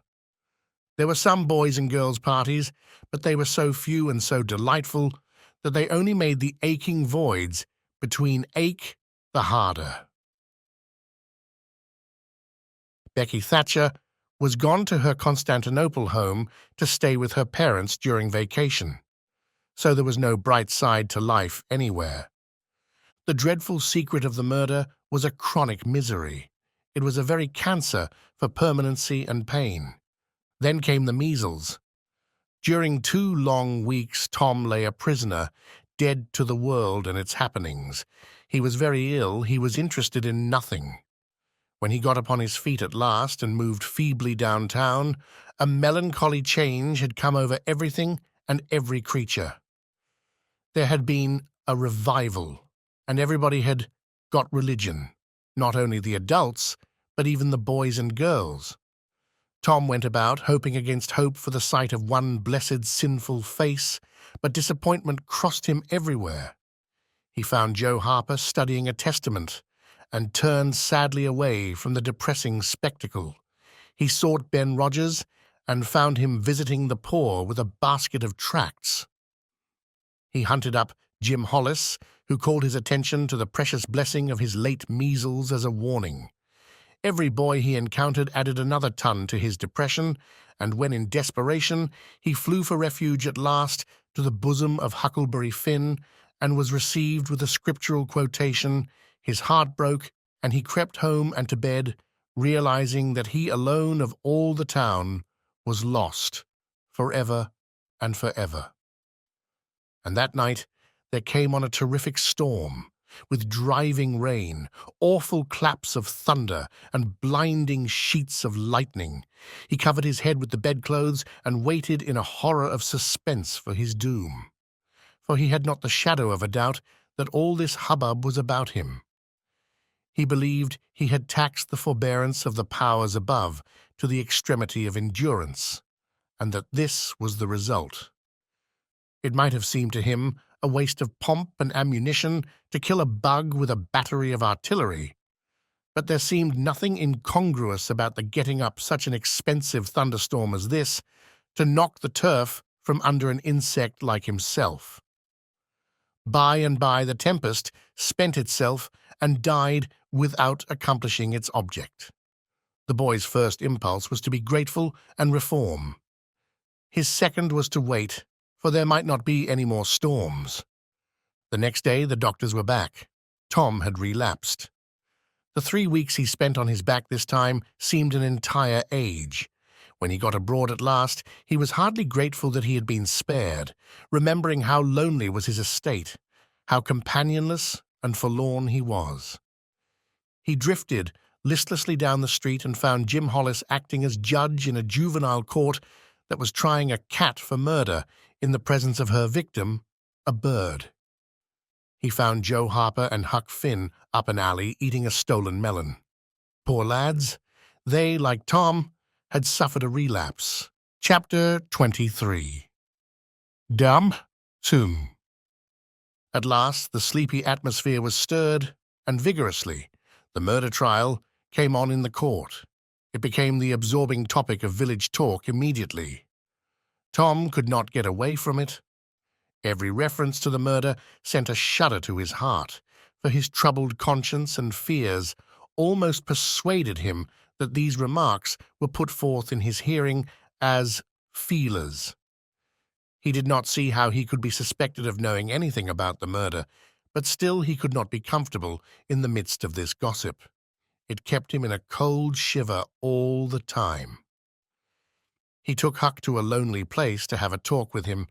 It would be some relief to unseal his tongue for a little while, to divide his burden of distress with another sufferer.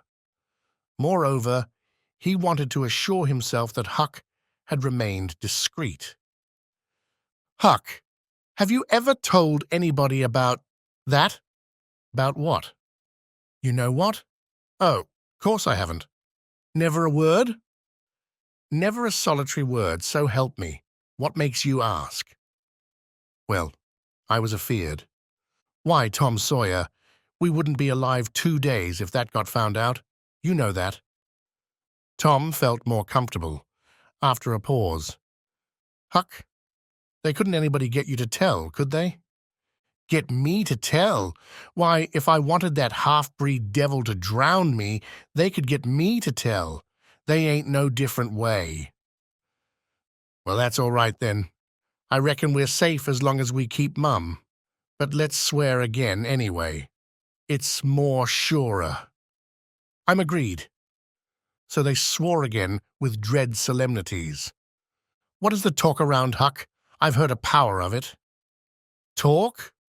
Well, it's just Muff Potter, Muff Potter, Muff Potter all the time. It keeps me in a sweat constant, so's I want to hide summers." "That's just the same way they go on round me. I reckon he's a goner. Don't you feel sorry for him sometimes?" Most always. He ain't no account. But then he ain't ever done anything to hurt anybody. Just fishes a little to get money to get drunk on, and loafs around considerable. But Lord, we all do that.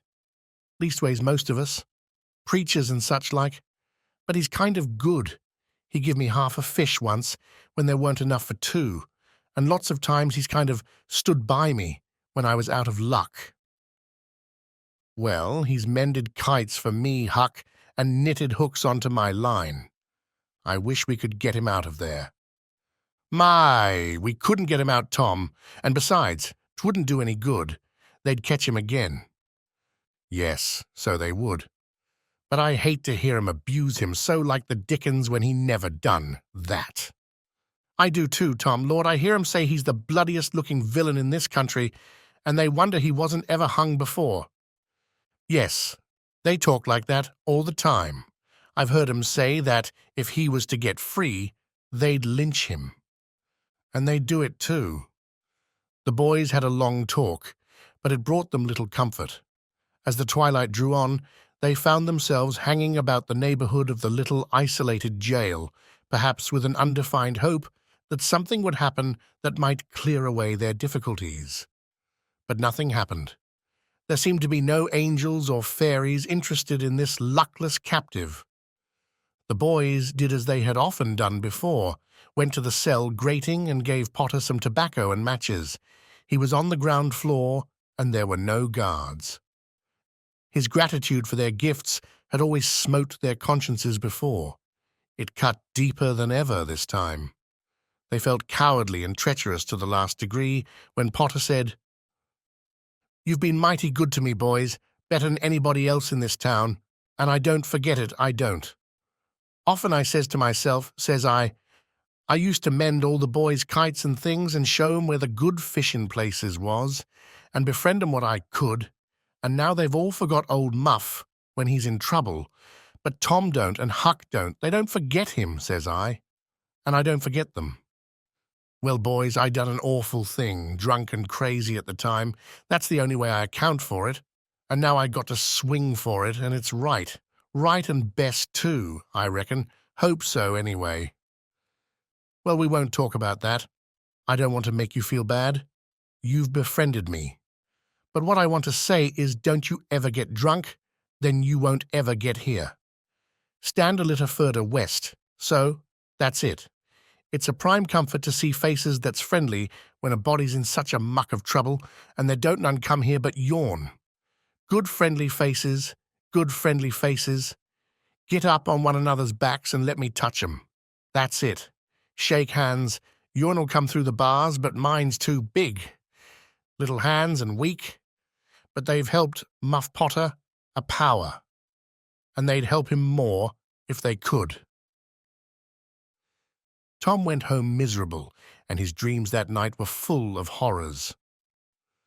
The next day and the day after, he hung about the courtroom, drawn by an almost irresistible impulse to go in, but forcing himself to stay out. Huck was having the same experience. They studiously avoided each other. Each wandered away from time to time, but the same dismal fascination always brought them back presently. Tom kept his ears open when idlers sauntered out of the courtroom, but invariably heard distressing news. The toils were closing more and more relentlessly around poor Potter. At the end of the second day, the village talk was to the effect that Injun Joe's evidence stood firm and unshaken, and that there was not the slightest question as to what the jury's verdict would be. Tom was out late that night and came to bed through the window. He was in a tremendous state of excitement. It was hours before he got to sleep. All the village flocked to the courthouse the next morning, for this was to be the great day. Both sexes were about equally represented in the packed audience. After a long wait, the jury filed in and took their places. Shortly afterward, Potter, pale and haggard, timid and hopeless, was brought in, with chains upon him, and seated where all the curious eyes could stare at him. No less conspicuous was Injun Joe, stolid as ever. There was another pause, and then the judge arrived, and the sheriff proclaimed the opening of the court. The usual whisperings among the lawyers and gathering together of papers followed. These details and accompanying delays worked up an atmosphere of preparation that was as impressive as it was fascinating. Now a witness was called who testified that he found Muff Potter washing in the brook at an early hour of the morning that the murder was discovered, and that he immediately sneaked away. After some further questioning, counsel for the prosecution said, "Take the witness." The prisoner raised his eyes for a moment, but dropped them again when his own counsel said, "I have no questions to ask him." The next witness proved the finding of the knife near the corpse. Counsel for the prosecution said, "Take the witness." "I have no questions to ask him," Potter's lawyer replied. A third witness swore he had often seen the knife in Potter's possession. "Take the witness." Counsel for Potter declined to question him. The faces of the audience began to betray annoyance. Did this attorney mean to throw away his client's life without an effort? Several witnesses deposed concerning Potter's guilty behavior when brought to the scene of the murder.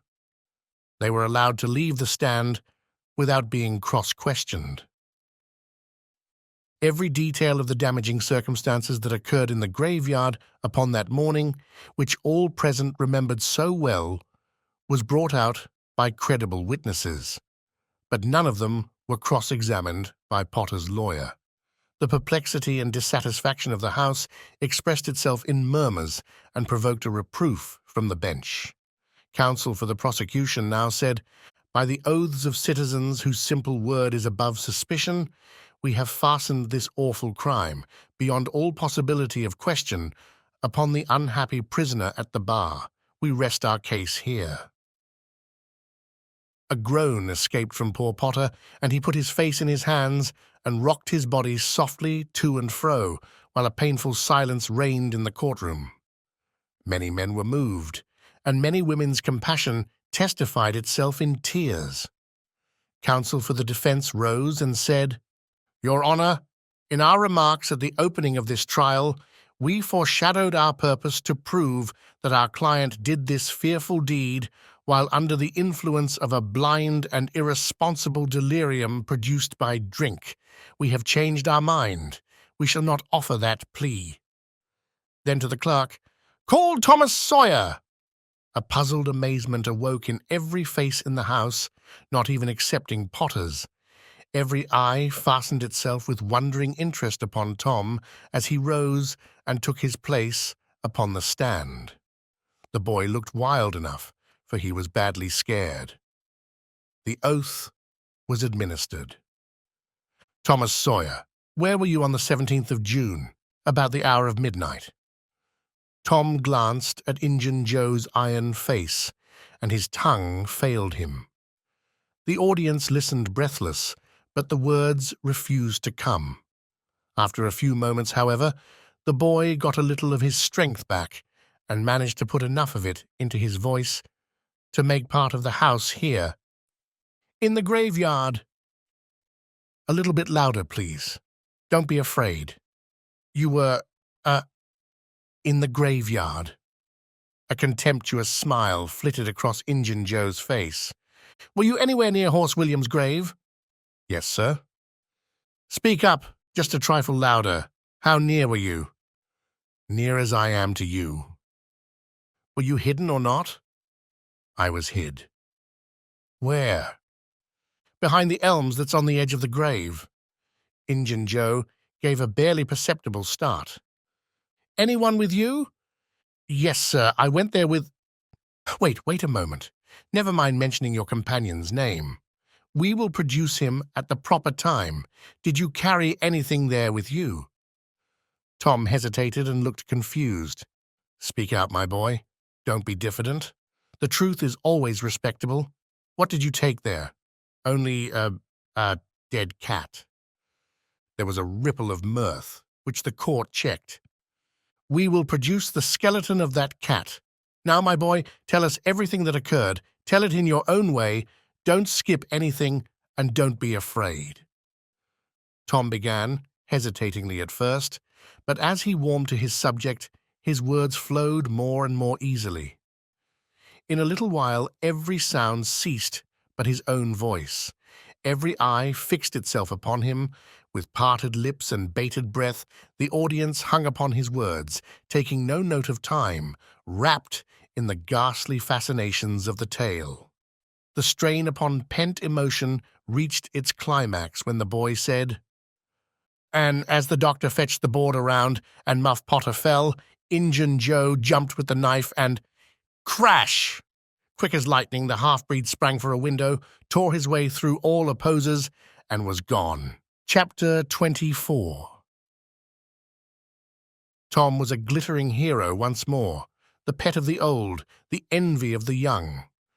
His name even went into immortal print, for the village paper magnified him. There were some that believed he would be president, yet if he escaped hanging. As usual, the fickle, unreasoning world took Muff Potter to its bosom and fondled him as lavishly as it had abused him before. But that sort of conduct is to the world's credit. Therefore it is not well to find fault with it. Tom's days were days of splendor and exultation to him, but his nights were seasons of horror. Injun Joe infested all his dreams, and always with doom in his eye. Hardly any temptation could persuade the boy to stir abroad after nightfall.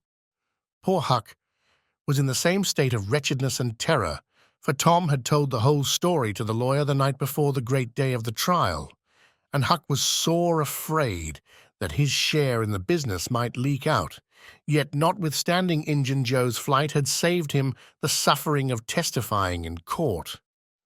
The poor fellow had got the attorney to promise secrecy, but what of that? Since Tom's harassed conscience had managed to drive him to the lawyer's house by night and wring a dread tale from lips that had been sealed with the dismalest and most formidable of oaths, Huck's confidence in the human race was well nigh obliterated. Daily Muff Potter's gratitude made Tom glad he had spoken, but nightly he wished he had sealed up his tongue. Half the time, Tom was afraid Injun Joe would never be captured. The other half, he was afraid he would be. He felt sure he never could draw a safe breath again until that man was dead and he had seen the corpse. Rewards had been offered, the country had been scoured, but no Injun Joe was found. One of those omniscient and awe-inspiring marvels, a detective came up from St. Louis, moused around, shook his head, looked wise, and made that sort of astounding success which members of that craft usually achieve. That is to say, he found a clue. But you can't hang a clue for murder, And so after that detective had got through and gone home, Tom felt just as insecure as he was before. The slow days drifted on, and each left behind it a slightly lightened weight of apprehension. Chapter 25. There comes a time in every rightly constructed boy's life when he has a raging desire to go somewhere and dig for hidden treasure. This desire suddenly came upon Tom one day. He sallied out to find Joe Harper, but failed of success. Next, he sought Ben Rogers. He had gone fishing. Presently, he stumbled upon Huck Finn, the red-handed. Huck would answer. Tom took him to a private place and opened the matter to him confidentially. Huck was willing. Huck was always willing to take a hand in any enterprise that offered entertainment and required no capital, for he had a troublesome superabundance of that sort of time, which is not money. "Well, we dig," said Huck. "Oh, most anywhere." "Why, is it hid all around?" "No, indeed it ain't. It's hid in mighty particular places, Huck. Sometimes on islands, sometimes in rotten chests under the end of a limb of an old dead tree, just where the shadow falls at midnight. But mostly under the floor in haunted houses." "Who hides it?" "Why, robbers, of course. Who'd you reckon? Sunday school superintendents?" "I don't know. If it was mine, I wouldn't hide it. I'd spend it and have a good time." "So would I. But robbers don't do that way. They always hide it and leave it there." "Don't they come after it any more?" "No, they think they will, but they generally forget the marks, or else they die. Anyway, it lays there a long time and gets rusty, and by somebody finds an old yellow paper that tells how to find the marks, a paper that's got to be ciphered over about a week, because it's mostly signs and hieroglyphics." "Hiero? Which?" "No, hieroglyphics, pictures and things, you know, that don't seem to mean anything." "Have you got one of them papers, Tom?" "No." "Well then, how are you going to find the marks?" "I don't want any marks. They always bury it under a haunted house or on an island or under a dead tree that's got one limb sticking out. Well, we've tried Jackson's Island a little, and we can try it again sometime. And there's the old haunted house up the Stillhouse branch, and there's lots of dead-limb trees. Dead loads of 'em." "Is it under all of them?" "How you talk! No." "Then how you going to know which one to go for?" "Go for all of 'em." "Why, Tom? It'll take all summer." "Well, what of that? Suppose you find a brass pot with $100 in it, all rusty and grey, or rotten chest full of diamonds. How's that?" Huck's eyes glowed. "That's bully. Plenty bully enough for me. Just you gimme the $100 and I don't want no diamonds." "All right, but I bet you I ain't going to throw off on diamonds. Some of 'em's worth $20 apiece. There ain't any hardly but's worth 6 bits or $1. "No." "Is that so?" "Certainly. Anybody'll tell you so. Hain't you ever seen one, Huck?" "Not as I remember." "Oh, kings have slathers of them." "Well, I don't know no kings, Tom." "I reckon you don't. But if you was to go to Europe, you'd see a raft of 'em hopping around." "Do they hop?" "Hop? Your granny." "No." "Well, what did you say they did for—" "Shucks, I only meant you'd see 'em, not hopping, of course. What do they want to hop for? But I mean you'd just see 'em. Scattered around, you know, in a kind of a general way. Like that old humpbacked Richard." "Richard? What's his other name?" "He didn't have any other name. Kings don't have any but a given name." "No, but they don't." "Well, if they like it, Tom, all right. But I don't want to be a king and have only just a given name like a nigger. But say, where you going to dig first?" "Well, I don't know. Suppose we tackle that old dead-limb tree on the hill t'other side of Stillhouse Branch?" I'm agreed. So they got a crippled pick and a shovel and set out on their 3-mile tramp. They arrived hot and panting and threw themselves down in the shade of a neighboring elm to rest and have a smoke. "I like this," said Tom. "So do I." "Say, Huck, If we find a treasure here, what you going to do with your share? Well, I'll have pie and a glass of soda every day, and I'll go to every circus that comes along. I bet I'll have a gay time. Well, ain't you going to save any of it? Save it? What for? Why, so as to have something to live on by and by. Oh, that ain't any use. Pap would come back to this here town some day and get his claws on it if I didn't hurry up, and I tell you, he'd clean it out pretty quick. What you going to do with yourn, Tom? I'm going to buy a new drum, and a sure enough sword, and a red necktie and a bullpup, and get married. Married? That's it. Tom, you ain't in your right mind. Wait, you'll see. Well, that's the foolishest thing you could do. Look at Pap and my mother. Fight. Why, they used to fight all the time. I remember mighty well. That ain't anything. The girl I'm going to marry won't fight. Tom, I reckon they're all alike. They'll all comb a body. Now you better think about this a while. I tell you better. What's the name of the gal? It ain't a gal at all, it's a girl. It's all the same, I reckon. Some says gal, some says girl. Both's right. Like enough. Anyway, what's her name, Tom? I'll tell you some time. Not now. All right, that'll do. Only if you get married, I'll be more lonesomer than ever. No, you won't. You'll come and live with me. Now stir out of this, and we'll go to digging. They worked and sweated for half an hour. No result. They toiled another half hour. Still no result. Huck said, "Do they always bury it as deep as this?" "Sometimes. Not always. Not generally. I reckon we haven't got the right place." So they chose a new spot and began again. The labor dragged a little, but still they made progress. They pegged away in silence for some time. Finally, Huck leaned on his shovel, swabbed the beaded drops from his brow with his sleeve, and said, "Where you going to dig next after we get this one?"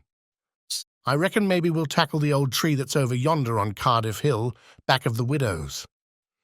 "I reckon that'll be a good one, but won't the widow take it away from us, Tom? It's on her land." "She'd take it away. Maybe she'd like to try it once. Whoever finds one of these hide treasures, it belongs to him. It don't make any difference whose land it's on." That was satisfactory. The work went on. By and by, Huck said, "Blame it, we must be in the wrong place again. What do you think?" "It is mighty curious, Huck. I don't understand it. Sometimes witches interfere. I reckon maybe that's what's the trouble now." "Shucks! Witches ain't got no power in the daytime." "Well, that's so. I didn't think of that. Oh, I know what the matter is. What a blamed lot of fools we are. You got to find out where the shadow of the limb falls at midnight, and that's where you dig. Then consound it. We've fooled away all this work for nothing. Now hang it all. We got to come back in the night. It's an awful long way. Can you get out?" "I bet I will. We've got to do it tonight, too, because if somebody sees these holes, they'll know in a minute what's here, and they'll go for it. Well, I'll come around and mow tonight. All right, let's hide the tools in the bushes." The boys were there that night, about the appointed time. They sat in the shadow waiting. It was a lonely place, and an hour made solemn by old traditions. Spirits whispered in the rustling leaves, ghosts lurked in the murky nooks. The deep baying of a hound floated up out of the distance. An owl answered with his sepulchral note. The boys were subdued by these solemnities and talked little. By and by they judged that 12 had come. They marked where the shadow fell and began to dig. Their hopes commenced to rise. Their interest grew stronger, and their industry kept pace with it. The hole deepened and still deepened, but every time their hearts jumped to hear the pick strike upon something, they only suffered a new disappointment. It was only a stone or a chunk. At last Tom said, "It ain't any use, Huck. We're wrong again." "Well, but we can't be wrong. We spotted the shadow to a dot." I know it, but then there's another thing. What's that? Why, we only guessed at the time. Like enough it was too late or too early. Huck dropped his shovel. That's it, said he. That's the very trouble. We got to give this one up. We can't ever tell the right time. And besides, this kind of thing's too awful. Here this time of night with witches and ghosts are fluttering around so, I feel as if something's behind me all the time, and I'm afeard to turn around, because maybe there's others in front, a-waiting for a chance. I've been creeping all over ever since I got here. Well, I've been pretty much so too, Huck. They most always put in a dead man when they bury a treasure under a tree to look out for it. Lordy. Yes, they do. I've always heard that. Tom, I don't like to fool around much where there's dead people. A body's bound to get into trouble with them, sure. I don't like to stir 'em up either. Suppose this one here was to stick his skull out and say something. Don't, Tom. It's awful. Well, it just is. Huck, I don't feel comfortable a bit. Say, Tom, let's give this place up and try somewheres else. All right, I reckon we better. What'll it be? Tom considered a while and then said, The haunted house. That's it. Blame it. I don't like haunted houses, Tom. Why, they're a darn sight worse than dead people. Dead people might talk, maybe, but they don't come sliding around in a shroud when you ain't noticing and peep over your shoulder all of a sudden and grit their teeth the way a ghost does. I couldn't stand such a thing as that, Tom. Nobody could. Yes, but Huck, ghosts don't travel around only at night. They won't hinder us from digging there in the daytime. Well, that's so. But you know mighty well people don't go about that haunted house in the day nor the night. Well, that's mostly because they don't like to go where a man's been murdered anyway. But nothing's ever been seen around that house except in the night. Just some blue lights slipping by the windows. No regular ghosts. Well, where you see one of them blue lights flickering around, Tom, you can bet there's a ghost mighty close behind it. It stands to reason. Because you know that they don't anybody, but ghosts use 'em. Yes, that's so. But anyway, they don't come around in the daytime, so what's the use of our being afeard? Well, all right, we'll tackle the haunted house if you say so, but I reckon it's taking chances. They had started down the hill by this time. There, in the middle of the moonlit valley below them, stood the haunted house, utterly isolated, its fences gone long ago, rank weeds smothering the very doorsteps, the chimney crumbled to ruin, the window sashes vacant, a corner of the roof caved in. The boys gazed a while, half expecting to see a blue light flit past a window. Then, talking in a low tone as befitted the time and the circumstances, they struck far off to the right, to give the haunted house a wide berth, and took their way homeward through the woods that adorned the rearward side of Cardiff Hill. Chapter 26. About noon the next day, the boys arrived at the dead tree. They had come for their tools. Tom was impatient to go to the haunted house. Huck was measurably so also, but suddenly said, "Looky here, Tom, do you know what day it is?" Tom mentally ran over the days of the week, and then quickly lifted his eyes with a startled look in them. "My, I never once thought of it, Huck." "Well, I didn't neither, but all at once it popped onto me that it was Friday." "Blame it. A body can't be too careful, Huck. We might have got into an awful scrape, tackling such a thing on a Friday." "Might. Better say we would. There's some lucky days, maybe, but Friday ain't." "Any fool knows that. I don't reckon you was the first that found it out, Huck." "Well, I never said I was, did I? And Friday ain't all, neither. I had a rotten bad dream last night, dreamt about rats." "No, sure sign of trouble. Did they fight?" "No." "Well, that's good, Huck. When they don't fight, it's only a sign that there's trouble around, you know. All we got to do is to look mighty sharp and keep out of it. We'll drop this thing for today and play. Do you know Robin Hood, Huck?" "No." "Who's Robin Hood?" "Why, he was one of the greatest men that was ever in England, and the best. He was a robber." Cracky, I wished I was. Who did he rob? Only sheriffs and bishops and rich people and kings and such like, but he never bothered the poor. He loved 'em. He always divided up with 'em perfectly square. Well, he must have been a brick. I bet you he was, Huck. Oh, he was the noblest man that ever was. They ain't any such men now, I can tell you. He could lick any man in England with one hand tied behind him, and he could take his yew-bow and plug a 10-cent piece every time, 1.5 miles. What's a yew-bow? I don't know. It's some kind of a bow, of course, and if he hit that dime only on the edge, he would set down and cry, and curse. But we'll play Robin Hood. It's nobby fun. I'll learn you. I'm agreed. So they played Robin Hood all the afternoon, now and then casting a yearning eye down upon the haunted house and passing a remark about the morrow's prospects and possibilities there. As the sun began to sink into the west, they took their way homeward athwart the long shadows of the trees and soon were buried from sight in the forests of Cardiff Hill.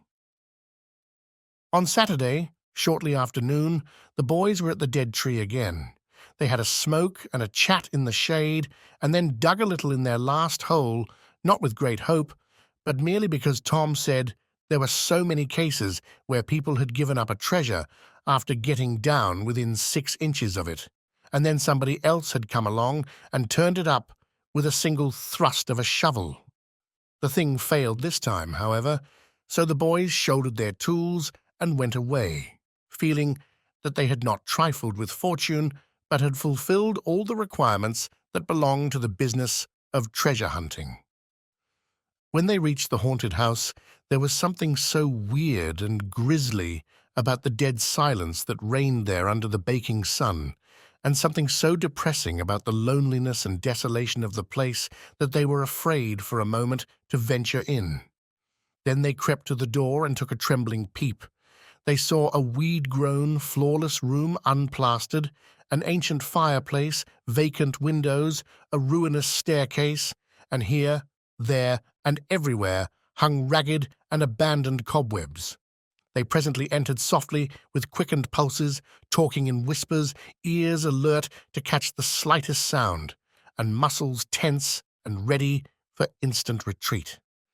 In a little while, familiarity modified their fears, and they gave the place a critical and interested examination, rather admiring their own boldness and wondering at it too. Next, they wanted to look upstairs. This was something like cutting off retreat, but they got to daring each other, and of course there could be but one result. They threw their tools into a corner and made the ascent. Up there were the same signs of decay. In one corner they found a closet that promised mystery, but the promise was a fraud. There was nothing in it. Their courage was up now and well in hand. They were about to go down and begin work when— "Shh," said Tom. "What is it?" whispered Huck, blanching with fright. "Shh. There, hear it?" "Yes! Oh my, let's run!" "Keep still. Don't you budge. They're coming right toward the door." The boys stretched themselves upon the floor with their eyes to knotholes in the planking and lay waiting in a misery of fear. "They've stopped. No, coming. Here they are. Don't whisper another word, Huck. My goodness, I wish I was out of this." 2 men entered. Each boy said to himself, "There's the old deaf and dumb Spaniard that's been about town once or twice lately. Never saw t'other man before." T'other was a ragged, unkempt creature with nothing very pleasant in his face. The Spaniard was wrapped in a sarap. He had bushy white whiskers, long white hair flowed from under his sombrero, and he wore green goggles. When they came in, T'other was talking in a low voice. They sat down on the ground, facing the door, with their backs to the wall, and the speaker continued his remarks. His manner became less guarded, and his words more distinct, as he proceeded. "No," said he, "I've thought it all over, and I don't like it. It's dangerous." Dangerous, grunted the deaf and dumb Spaniard, to the vast surprise of the boys. Milksop! This voice made the boys gasp and quake. It was Injun Joe's. There was silence for some time. Then Joe said, "What's any more dangerous than that job up yonder, but nothing's come of it?" "That's different. Away up the river so, and not another house about. 'Twon't ever be known that we tried anyway, long as we didn't succeed." "Well, what's more dangerous than coming here in the daytime? Anybody would suspicion us that saw us." "I know that, but there weren't any other places handy after that fool of a job. I want to quit this shanty. I wanted to yesterday, only it weren't any use trying to stir out of here, with those infernal boys playing over there on the hill right in full view." Those infernal boys quaked again under the inspiration of this remark, and thought how lucky it was that they had remembered it was Friday, and concluded to wait a day. They wished in their hearts they had waited a year. The two men got out some food and made a luncheon. After a long and thoughtful silence, Injun Joe said, "Look here, lad. You go back up the river where you belong. Wait there till you hear from me. I'll take the chances on dropping into this town just once more, for a look. We'll do that dangerous job after I've spied around a little and think things look well for it. Then for Texas, we'll leg it together." This was satisfactory. Both men presently fell to yawning, and Injun Joe said, "I'm dead for sleep. It's your turn to watch." He curled down in the weeds and soon began to snore. His comrade stirred him once or twice, and he became quiet. Presently the watcher began to nod. His head drooped lower and lower. Both men began to snore now. The boys drew a long, grateful breath. Tom whispered, "Now's our chance, come." Huck said, "I can't. I'd die if they was to wake." Tom urged. Huck held back. At last Tom rose slowly and softly and started alone. But the first step he made wrung such a hideous creak from the crazy floor that he sank down almost dead with fright. He never made a second attempt. The boys lay there counting the dragging moments till it seemed to them that time must be done and eternity growing grey, and then they were grateful to note that at last the sun was setting. Now one snore ceased.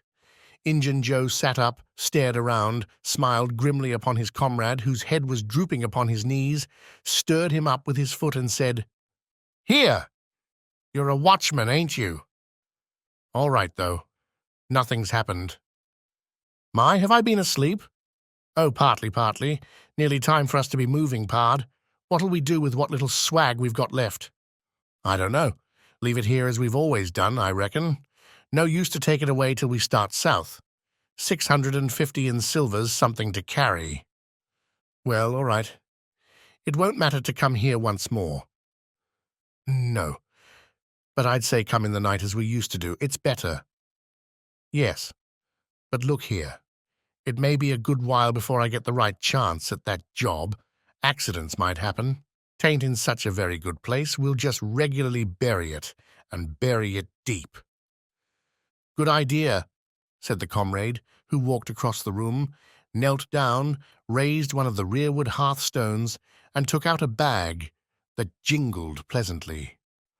He subtracted from it $20 or $30 for himself, and as much for Injun Joe, and passed the bag to the latter, who was on his knees in the corner now, digging with his bowie knife. The boys forgot all their fears, all their miseries in an instant. With gloating eyes, they watched every movement. Luck. The splendor of it was beyond all imagination. $600 was money enough to make half a dozen boys rich. Here was treasure hunting under the happiest auspices. There would not be any bothersome uncertainty as to where to dig. They nudged each other every moment, eloquent nudges and easily understood, for they simply meant, "Oh, but ain't you glad now we're here?" Joe's knife struck upon something. "Hello," said he. "What is it?" said his comrade. "Half-rotten plank. No, it's a box, I believe. Here, Bear a hand and we'll see what it's here for. Never mind, I've broke a hole. He reached his hand in and drew it out. Man, it's money! The two men examined the handful of coins. They were gold. The boys above were as excited as themselves, and as delighted. Joe's comrade said, "We'll make quick work of this. There's an old rusty pick over amongst the weeds in the corner the other side of the fireplace. I saw it a minute ago." He ran and brought the boys' pick and shovel. Injun Joe took the pick, looked it over critically, shook his head, muttered something to himself, and then began to use it. The box was soon unearthed. It was not very large. It was iron-bound, and had been very strong before the slow years had injured it. The men contemplated the treasure a while in blissful silence. "Pard, there's thousands of dollars here," said Injun Joe. "'Twas always said that Murrell's gang used to be around here one summer," the stranger observed. "I know it," said Injun Joe, "and this looks like it, I should say." "Now you won't need to do that job." The half-breed frowned. Said he, "You don't know me. Least you don't know all about that thing. 'Tain't robbery altogether. It's revenge." And a wicked light flamed in his eyes. "I'll need your help in it. When it's finished, then Texas. Go home to your Nance and your kids, and stand by till you hear from me." "Well, if you say so. What'll we do with this? Bury it again?" "Yes. Ravishing delight overhead. No! By the great Sachem, no! Profound distress overhead. I'd nearly forgot. That pick had fresh earth on it." The boys were sick with terror in a moment. "What business has a pick and a shovel here? What business with fresh earth on them? Who brought them here, and where are they gone? Have you heard anybody? Seen anybody? What? Bury it again and leave them to come and see the ground disturbed? Not exactly, not exactly. We'll take it to my den." "Why, of course, might have thought of that before." "You mean number 1? "No, number 2, under the cross. The other place is bad, too common." "All right, it's nearly dark enough to start." Injun Joe got up and went about from window to window, cautiously peeping out. Presently he said, "Who could have brought those tools here? Do you reckon they can be upstairs?" The boy's breath forsook them. Injun Joe put his hand on his knife, halted a moment undecided, and then turned toward the stairway. The boys thought of the closet, but their strength was gone. The steps came creaking up the stairs. The intolerable distress of the situation woke the stricken resolution of the lads. They were about to spring for the closet, when there was a crash of rotten timbers, and Injun Joe landed on the ground amid the debris of the ruined stairway. He gathered himself up, cursing, and his comrade said, "Now what's the use of all that? If it's anybody, and they're up there, let them stay there. Who cares? If they want to jump down, now, and get into trouble, who objects? It will be dark in 15 minutes, and then let them follow us if they want to. I'm willing. In my opinion, whoever hove those things in here caught a sight of us and took us for ghosts or devils or something. I'll bet they're running yet." Joe grumbled a while. Then he agreed with his friend that what daylight was left ought to be economized in getting things ready for leaving. Shortly afterward, they slipped out of the house in the deepening twilight and moved toward the river with their precious box. Tom and Huck rose up, weak but vastly relieved, and stared after them through the chinks between the logs of the house. Follow? Not they. They were content to reach ground again without broken necks and take the townward track over the hill. They did not talk much. They were too much absorbed in hating themselves, hating the ill luck that made them take the spade and the pick there. But for that, Injun Joe never would have suspected. He would have hidden the silver with the gold to wait there till his revenge was satisfied, and then he would have had the misfortune to find that money turn up missing. Bitter, bitter luck that the tools were ever brought there. They resolved to keep a lookout for that Spaniard when he should come to town, spying out for chances to do his revengeful job and follow him to number 2, wherever that might be. Then a ghastly thought occurred to Tom. Revenge? What if he means us, Huck? Oh, don't, said Huck, nearly fainting. They talked it all over, and as they entered town they agreed to believe that he might possibly mean somebody else, at least that he might at least mean nobody but Tom, since only Tom had testified. Very, very small comfort it was to Tom to be alone in danger. Company would be a palpable improvement, he thought. Chapter 27. The adventure of the day mightily tormented Tom's dreams that night. 4 times he had his hands on that rich treasure, and 4 times it wasted to nothingness in his fingers as sleep forsook him and wakefulness brought back the hard reality of his misfortune. As he lay in the early morning recalling the incidents of his great adventure, he noticed that they seemed curiously subdued and far away, somewhat as if they had happened in another world, or in a time long gone by. Then it occurred to him that the great adventure itself must be a dream. There was one very strong argument in favor of this idea, namely that the quantity of coin he had seen was too vast to be real. He had never seen as much as $50 in one mass before, and he was like all boys of his age and station in life, in that he imagined that all references to hundreds and thousands were mere fanciful forms of speech, and that no such sums really existed in the world. He never had supposed for a moment that so large a sum as $100 was to be found in actual money in anyone's possession.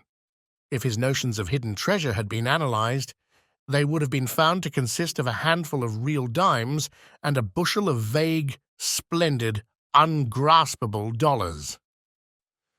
But the incidents of his adventure grew sensibly sharper and clearer under the attrition of thinking them over, and so he presently found himself leaning to the impression that the thing might not have been a dream, after all. This uncertainty must be swept away. He would snatch a hurried breakfast and go and find Huck. Huck was sitting on the gunwale of a flatboat, listlessly dangling his feet in the water and looking very melancholy. Tom concluded to let Huck lead up to the subject. If he did not do it, then the adventure would be proved to have been only a dream. "Hello, Huck." "Hello, yourself." Silence for a minute.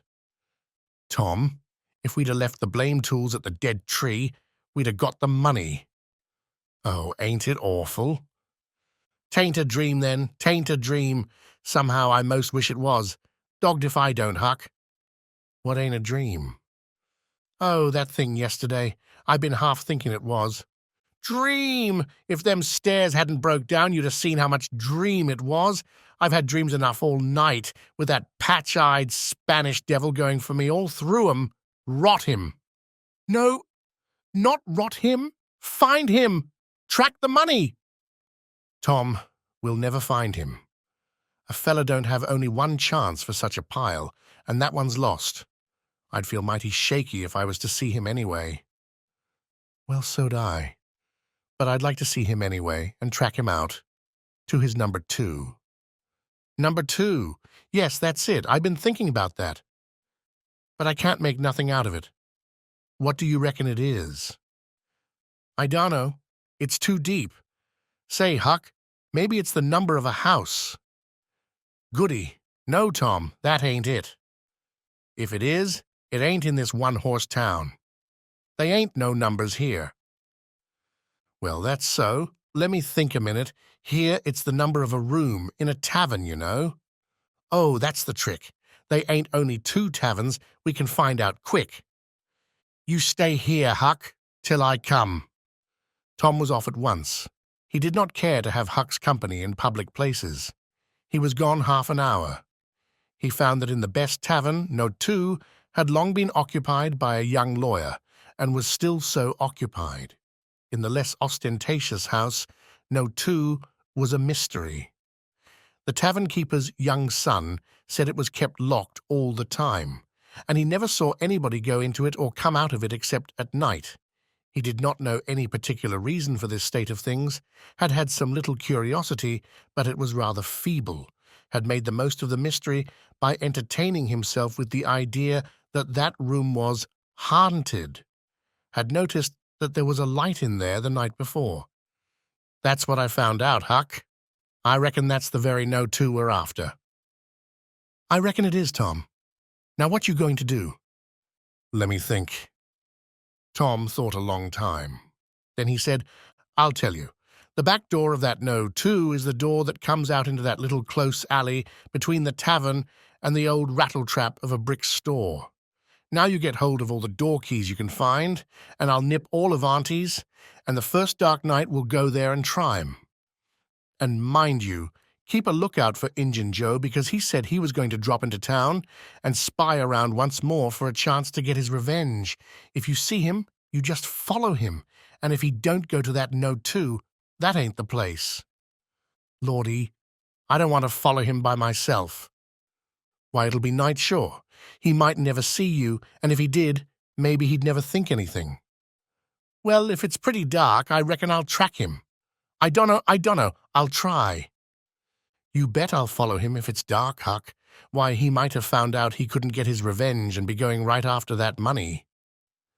"It's so, Tom, it's so. I'll follow him. I will, by jingoes."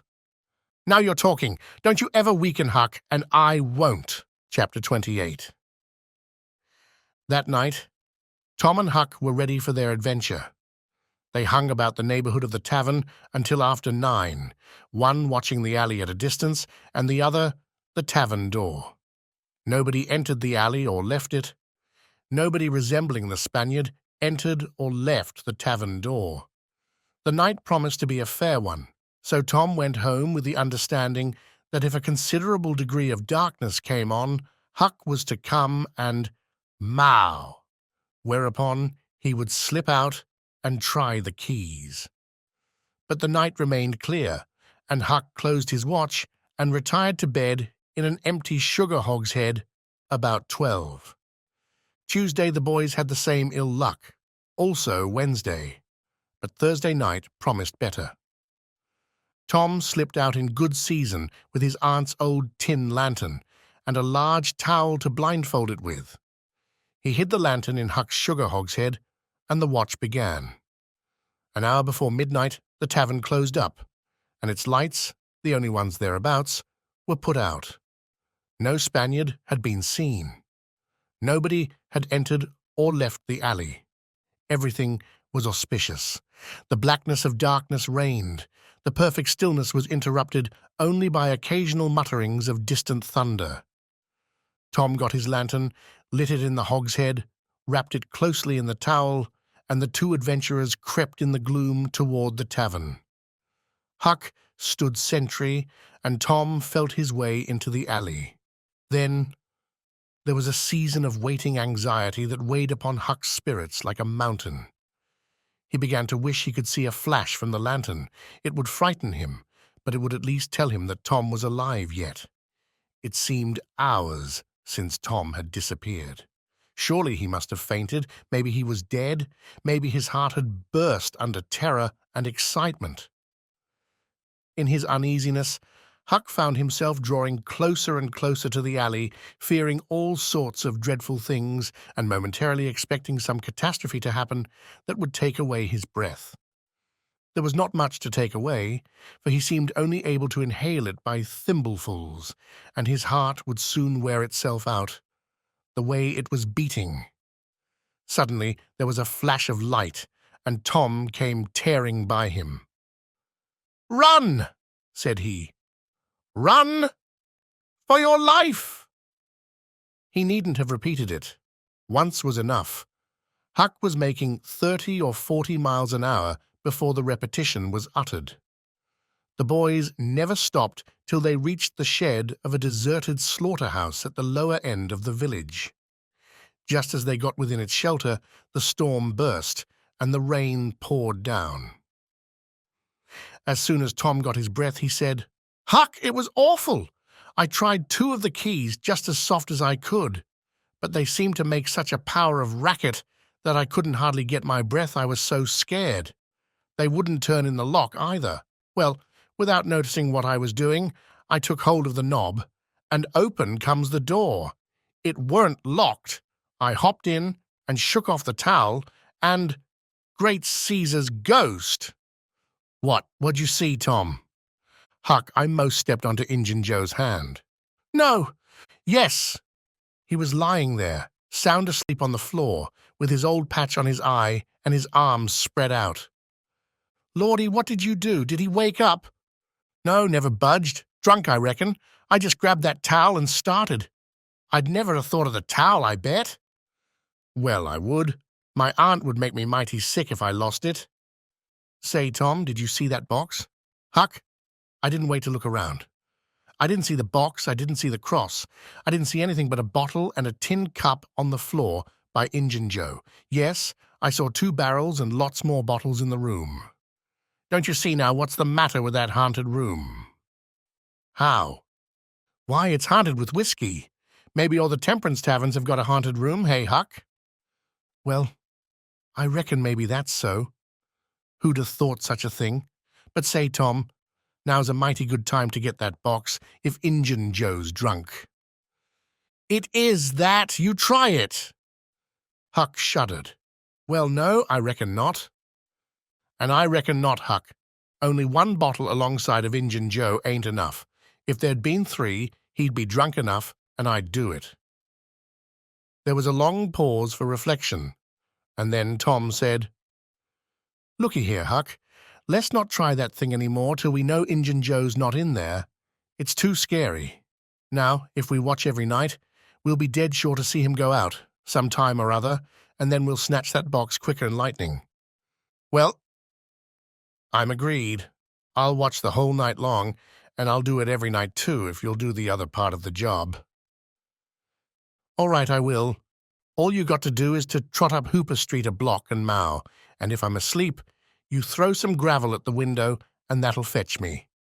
Agreed, and good as wheat. Now, Huck, the storm's over, and I'll go home. It'll begin to be daylight in a couple of hours. You go back and watch that long, will you? I said I would, Tom, and I will. I'll haunt that tavern every night for a year. I'll sleep all day, and I'll stand watch all night. That's all right now. Where are you going to sleep? In Ben Rogers' hayloft. He lets me, and so does his paps nigger man, Uncle Jake. I tote water for Uncle Jake whenever he wants me to, and any time I ask him, he gives me a little something to eat if he can spare it. That's a mighty good nigger, Tom. He likes me because I don't ever act as if I was above him.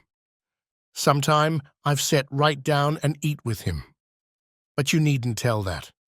A body's got to do things when he's awful hungry he wouldn't want to do as a steady thing. Well, if I don't want you in the daytime, I'll let you sleep. I won't come bothering around. Any time you see something's up in the night, just skip right around and mow. Chapter 29. The first thing Tom heard on Friday morning was a glad piece of news. Judge Thatcher's family had come back to town the night before.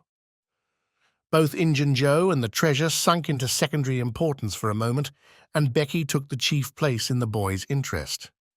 He saw her, and they had an exhausting good time playing hispy and gully keeper with a crowd of their schoolmates. The day was completed and crowned in a peculiarly satisfactory way. Becky teased her mother to appoint the next day for the long-promised and long-delayed picnic, and she consented. The child's delight was boundless, and Tom's not more moderate. The invitations were sent out before sunset, and straightway the young folks of the village were thrown into a fever of preparation and pleasurable anticipation. Tom's excitement enabled him to keep awake until a pretty late hour, and he had good hopes of hearing Huck's mow and of having his treasure to astonish Becky and the picnickers with next day. But he was disappointed. No signal came that night. Morning came eventually, and by 10 or 11 o'clock, a giddy and rollicking company were gathered at Judge Thatcher's, and everything was ready for a start. It was not the custom for elderly people to mar the picnics with their presence. The children were considered safe enough under the wings of a few young ladies of 18 and a few young gentlemen of 23 or thereabouts. The old steam ferry boat was chartered for the occasion. Presently the gay throng filed up the main street laden with provision baskets. Sid was sick and had to miss the fun. Mary remained at home to entertain him. The last thing Mrs. Thatcher said to Becky was, "You'll not get back till late.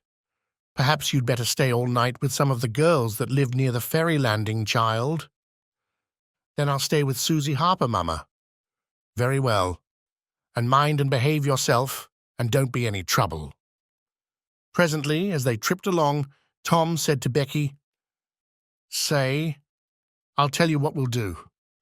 Instead of going to Joe Harper's, we'll climb right up the hill and stop at the Widow Douglas. She'll have ice cream. She has it most every day, dead loads of it, and she'll be awful glad to have us." "Oh, that will be fun." Then Becky reflected a moment and said, "But what will Mama say? How will she ever know?" The girl turned the idea over in her mind and said reluctantly, "I reckon it's wrong, but shucks, your mother won't know, and so what's the harm? All she wants is that you'll be safe, and I bet you she'd have said go there if she'd have thought of it. I know she would." The Widow Douglas's splendid hospitality was a tempting bait. It and Tom's persuasions presently carried the day. So it was decided to say nothing to anybody about the night's program. Presently it occurred to Tom that maybe Huck might come this very night and give the signal. The thought took a deal of the spirit out of his anticipations. Still, he could not bear to give up the fun at Widow Douglas. And why should he give it up, he reasoned. The signal did not come the night before, so why should it be any more likely to come tonight? The sure fun of the evening outweighed the uncertain treasure, and boylike, he determined to yield to the stronger inclination and not allow himself to think of the box of money another time that day. 3 miles below town, the ferryboat stopped at the mouth of a woody hollow and tied up. The crowd swarmed ashore, and soon the forest distances and craggy heights echoed far and near with shoutings and laughter. All the different ways of getting hot and tired were gone through with, and by the rovers straggled back to camp, fortified with responsible appetites, and then the destruction of the good things began. After the feast, there was a refreshing season of rest and chat in the shade of spreading oaks. By and by, somebody shouted, "Who's ready for the cave?" Everybody was. Bundles of candles were procured, and straightway there was a general scamper up the hill. The mouth of the cave was up the hillside, an opening shaped like a letter A. Its massive oaken door stood unbarred. Within was a small chamber, chilly as an icehouse, and walled by nature with solid limestone that was dewy with a cold sweat. It was romantic and mysterious to stand here in the deep gloom and look out upon the green valley shining in the sun. But the impressiveness of the situation quickly wore off, and the romping began again. The moment a candle was lighted, there was a general rush upon the owner of it. A struggle and a gallant defence followed, but the candle was soon knocked down or blown out, and then there was a glad clamour of laughter and a new chase. But all things have an end. By and by the procession went filing down the steep descent of the main avenue, the flickering rank of lights dimly revealing the lofty walls of rock almost to their point of junction, 60 feet overhead. This main avenue was not more than 8 or 10 feet wide. Every few steps, other lofty and still narrower crevices branched from it on either hand.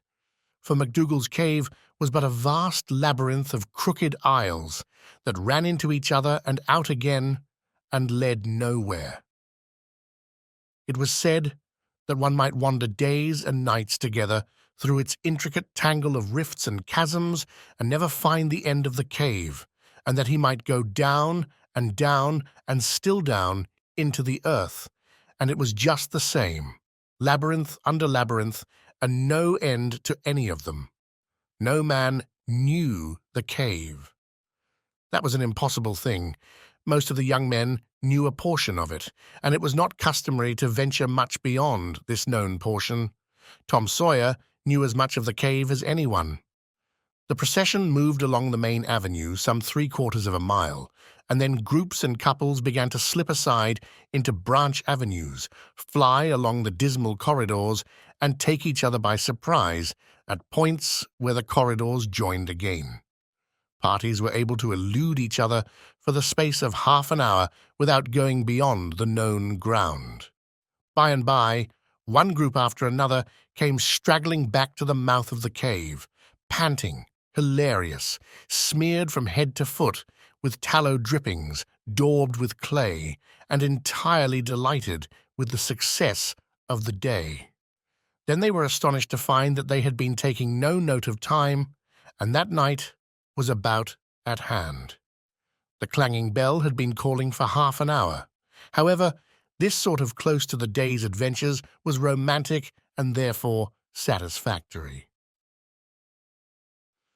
When the ferry boat with her wild freight pushed into the stream, nobody cared sixpence for the wasted time but the captain of the craft. Huck was already upon his watch when the ferryboat's lights went glinting past the wharf. He heard no noise on board, for the young people were as subdued and still as people usually are who are nearly tired to death. He wondered what boat it was, and why she did not stop at the wharf, and then he dropped her out of his mind and put his attention upon his business. The night was growing cloudy and dark. 10 o'clock came, and the noise of vehicles ceased, scattered lights began to wink out, all straggling foot passengers disappeared. The village betook itself to its slumbers, and left the small watcher alone with the silence and the ghosts. 11 o'clock came, and the tavern lights were put out, darkness everywhere now. Huck waited what seemed a weary long time, but nothing happened. His faith was weakening. Was there any use? Was there really any use? Why not give it up and turn in? A noise fell upon his ear. He was all attention in an instant. The alley door closed softly. He sprang to the corner of the brick store. The next moment, 2 men brushed by him, and one seemed to have something under his arm. It must be that box. So they were going to remove the treasure. Why call Tom now? It would be absurd. The men would get away with the box and never be found again. No, he would stick to their wake and follow them. He would trust to the darkness for security from discovery.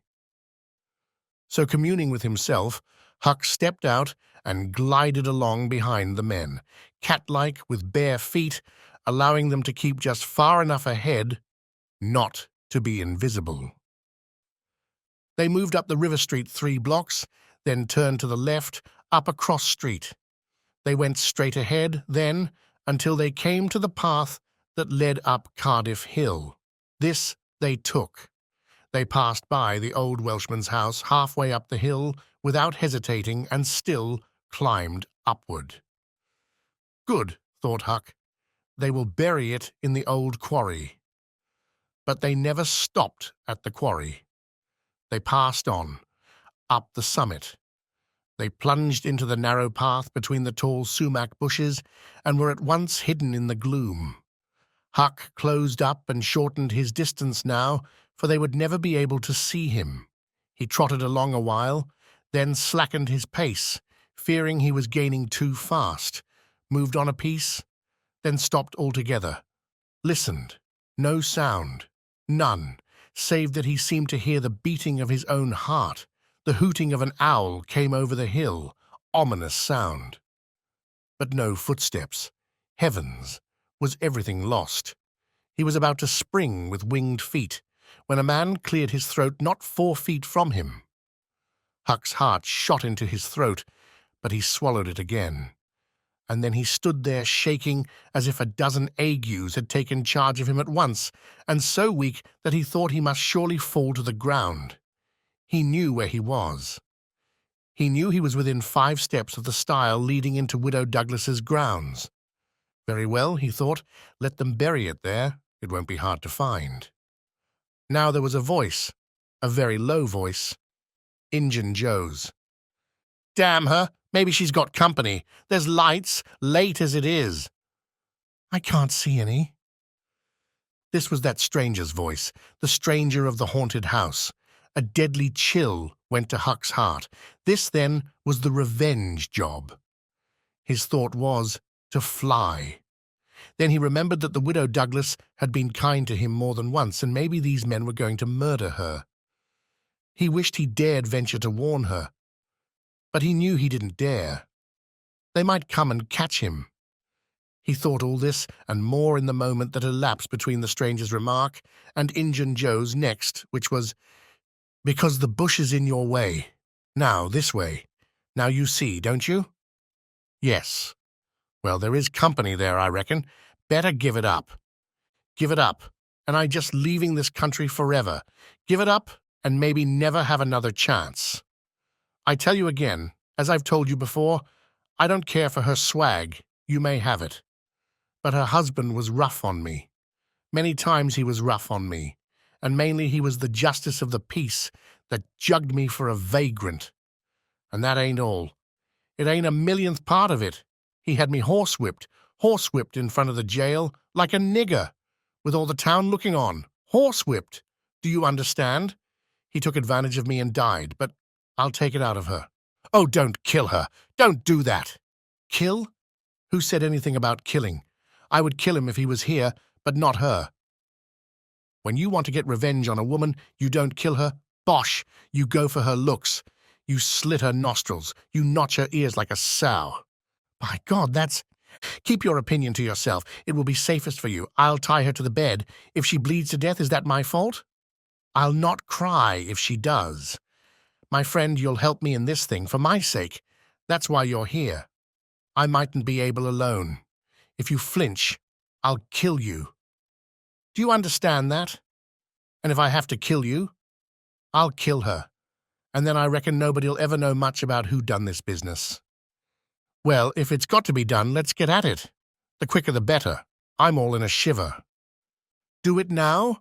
And company there? Look here. I'll get suspicious of you first thing you know. No? We'll wait till the lights are out. There's no hurry. Huck felt that a silence was going to ensue, a thing still more awful than any amount of murderous talk. So he held his breath and stepped gingerly back, planted his foot carefully and firmly after balancing one-legged in a precarious way and almost toppling over, first on one side and then on the other. He took another step back with the same elaboration and the same risks, then another and another, and a twig snapped under his foot. His breath stopped, and he listened. There was no sound. The stillness was perfect. His gratitude was measureless. Now he turned in his tracks between the walls of sumac bushes, turned himself as carefully as if he were a ship, and then stepped quickly but cautiously along. When he emerged at the quarry, he felt secure, and so he picked up his nimble heels and flew. Down, down he sped, till he reached the Welshman's. He banged at the door, and presently the heads of the old man and his 2 stalwart sons were thrust from windows. "What's the row there? Who's banging? What do you want?" "Let me in, quick. I'll tell everything." "Why? Who are you?" "Huckleberry Finn. Quick, let me in." "Huckleberry Finn, indeed. It ain't a name to open many doors, I judge. But let him in, lads, and let's see what's the trouble." "Please don't ever tell I told you," were Huck's first words when he got in. "Please don't. I'd be killed, sure. But the widow's been good friends to me sometimes, and I want to tell.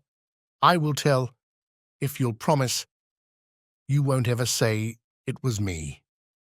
"By George, he has got something to tell, or he wouldn't act so," exclaimed the old man. "Out with it, and nobody he'll ever tell, lad." 3 minutes later, the old man and his sons, well armed, were up the hill and just entering the sumac path on tiptoe, their weapons in their hands. Huck accompanied them no further. He hid behind a great boulder and fell to listening. There was a lagging, anxious silence, and then all of a sudden there was an explosion of firearms and a cry. Huck waited for no particulars. He sprang away and sped down the hill as fast as his legs could carry him. Chapter 30. As the earliest suspicion of dawn appeared on Sunday morning, Huck came groping up the hill and rapped gently at the old Welshman's door. The inmates were asleep, but it was a sleep that was set on a hair-trigger on account of the exciting episode of the night. A call came from a window. "Who's there?" Huck's scared voice answered in a low tone. "Please let me in. It's only Huck Finn." "It's a name that can open this door night or day, lad. And welcome." These were strange words to the vagabond boy's ears, and the pleasantest he had ever heard. He could not recollect that the closing word had ever been applied in his case before. The door was quickly unlocked, and he entered. Huck was given a seat, and the old man and his brace of tall sons speedily dressed themselves. "Now, my boy, I hope you're good and hungry, because breakfast will be ready as soon as the sun's up, and we'll have a piping hot one too. Make yourself easy about that. I and the boys hoped you'd turn up and stop here last night." "I was awful scared," said Huck, "and I run. I took out when the pistols went off, and I didn't stop for 3 mile. I've come now because I wanted to know about it, you know, and I come before daylight because I didn't want to run across them devils, even if they was dead." "Well, poor chap, you do look as if you'd had a hard night of it. But there's a bed here for you when you've had your breakfast." "No, they ain't dead, lad. We are sorry enough for that. You see, we knew right where to put our hands on them, by your description, so we crept along on tiptoe till we got within 15 feet of them, dark as a cellar that Sumac Path was. And just then I found I was going to sneeze. It was the meanest kind of luck. I tried to keep it back, but no use. 'Twas bound to come, and it did come. I was in the lead with my pistol raised, and when the sneeze started, those scoundrels a rustling to get out of the path, I sung out, 'Fire, boys!' and blazed away at the place where the rustling was. So did the boys, but they were off in a jiffy, those villains, and we after them, down through the woods. I judge we never touched them. They fired a shot apiece as they started, but their bullets whizzed by and didn't do us any harm. As soon as we lost the sound of their feet, we quit chasing and went down and stirred up the constables. They got a posse together and went off to guard the riverbank, and as soon as it is light, the sheriff and a gang are going to beat up the woods. My boys will be with them presently. I wish we had some sort of description of those rascals. 'Twould help a good deal. But you couldn't see what they were like in the dark, lad, I suppose?" "Oh, yes. I saw them downtown and followed them." "Splendid. Describe them, my boy." "One's the old deaf and dumb Spaniard that's been around here once or twice, and t'other's a mean-looking ragged." "That's enough, lad. We know the men. Happened on them in the woods back of the widow's one day, and they slunk away. Off with you, boys, and tell the sheriff, get your breakfast tomorrow morning." The Welshman's sons departed at once. As they were leaving the room, Huck sprang up and exclaimed, "Oh, please don't tell anybody it was me that blowed on them. Oh, please." "All right if you say it, Huck, but you ought to have the credit of what you did." "Oh, no, please don't tell." When the young men were gone, the old Welshman said, "They won't tell, and I won't. But why don't you want it known?" Huck would not explain, further than to say that he already knew too much about one of those men, and would not have the man know that he knew anything against him for the whole world. He would be killed for knowing it, sure. The old man promised secrecy once more, and said, "How did you come to follow these fellows, lad? Were they looking suspicious?" Huck was silent while he framed a duly cautious reply. Then he said, Well, you see, I'm a kind of a hard lot. Least everybody says so, and I don't see nothing agin it. And sometimes I can't sleep much on account of thinking about it and sort of trying to strike out a new way of doing. That was the way of it last night. I couldn't sleep, and so I come along up street about midnight, a-turning it all over, and when I got to that old shackly brick store by the Temperance Tavern, I backed up agin the wall to have another think. Well, just then along comes these two chaps, slipping along close by me with something under their arm, and I reckoned they'd stole it. One was a-smoking, and t'other one wanted a light. So they stopped right before me, and the cigars lit up their faces, and I see that the big one was the deaf and dumb Spaniard, by his white whiskers and the patch on his eye, and t'other one was a rusty, ragged-looking devil. Could you see the rags by the light of the cigars? This staggered Huck for a moment. Then he said, "Well, I don't know, but somehow it seems as if I did." Then they went on, and you followed 'em. Yes, that was it. I wanted to see what was up. They sneaked along so. I dogged 'em to the widder's stile and stood in the dark and heard the ragged one beg for the widder, and the Spaniard swear he'd spile her looks, just as I told you and your two— What? The deaf and dumb man said all that? Huck had made another terrible mistake. He was trying his best to keep the old man from getting the faintest hint of who the Spaniard might be, and yet his tongue seemed determined to get him into trouble in spite of all he could do. He made several efforts to creep out of his scrape, but the old man's eye was upon him, and he made blunder after blunder. Presently the Welshman said, "My boy, don't be afraid of me. I wouldn't hurt a hair of your head for all the world. No, I'd protect you, I'd protect you. This Spaniard is not deaf and dumb. You've let that slip without intending it. You can't cover that up now. You know something about that Spaniard that you want to keep dark. Now, trust me. Tell me what it is, and trust me, I won't betray you." Huck looked into the old man's honest eyes a moment, then bent over and whispered in his ear, "'Tain't a Spaniard, it's Injun Joe." The Welshman almost jumped out of his chair. In a moment he said, "It's all plain enough now. When you talked about notching ears and slitting noses, I judged that that was your own embellishment, because white men don't take that sort of revenge. But an Injun? That's a different matter altogether." During breakfast, the talk went on, and in the course of it, the old man said that the last thing which he and his sons had done before going to bed was to get a lantern and examine the stile and its vicinity for marks of blood. They found none, but captured a bulky bundle of what? If the words had been lightning, they could not have leaped with a more stunning suddenness from Huck's blanched lips. His eyes were staring wide now, and his breath suspended, waiting for the answer. The Welshman started, stared in return, 3 seconds, 5 seconds, 10, then replied, "Of burglars' tools. Why, what's the matter with you?" Huck sank back, panting gently but deeply, unutterably grateful.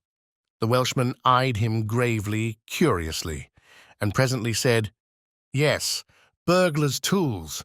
That appears to relieve you a good deal. But what did give you that turn? What were you expecting we'd found?" Huck was in a close place. The inquiring eye was upon him. He would have given anything for material for a plausible answer.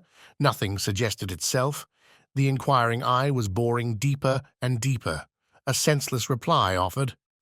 There was no time to weigh it, so at a venture he uttered it, feebly. "Sunday school books, maybe." Poor Huck was too distressed to smile, but the old man laughed loud and joyously, shook up the details of his anatomy from head to foot, and ended by saying that such a laugh was money in a man's pocket, because it cut down the doctor's bill like everything. Then he added, "Poor old chap, you're white and jaded. You ain't well a bit. No wonder you're a little flighty and off your balance. But you'll come out of it. Rest and sleep will fetch you out all right, I hope." Huck was irritated to think he had been such a goose and betrayed such a suspicious excitement, for he had dropped the idea that the parcel brought from the tavern was the treasure as soon as he had heard the talk at the widow's stile. He had only thought it was not the treasure, however. He had not known that it wasn't, and so the suggestion of a captured bundle was too much for his self-possession. But on the whole, he felt glad the little episode had happened, for now he knew beyond all question that that bundle was not the bundle, and so his mind was at rest and exceedingly comfortable. In fact, everything seemed to be drifting just in the right direction now. The treasure must be still in Noitumarts too. The men would be captured and jailed that day, and he and Tom could seize the gold that night without any trouble or any fear of interruption. Just as breakfast was completed, there was a knock at the door. Huck jumped for a hiding place, for he had no mind to be connected even remotely with the late event. The Welshman admitted several ladies and gentlemen, among them the widow Douglas, and noticed that groups of citizens were climbing up the hill to stare at the stile. So the news had spread. The Welshman had to tell the story of the night to the visitors. The widow's gratitude for her preservation was outspoken. "Don't say a word about it, madam. There's another that you're more beholden to than you are to me and my boys, maybe, but he don't allow me to tell his name. We wouldn't have been there but for him." Of course, this excited a curiosity so vast that it almost belittled the main matter, but the Welshman allowed it to eat into the vitals of his visitors, and through them be transmitted to the whole town, for he refused to part with his secret. When all else had been learned, the widow said, "I went to sleep reading in bed, and slept straight through all that noise. Why didn't you come and wake me? We judged it weren't worth while. Those fellows weren't likely to come again. They hadn't any tools left to work with, and what was the use of waking you up and scaring you to death? My 3 Negro men stood guard at your house all the rest of the night. They've just come back."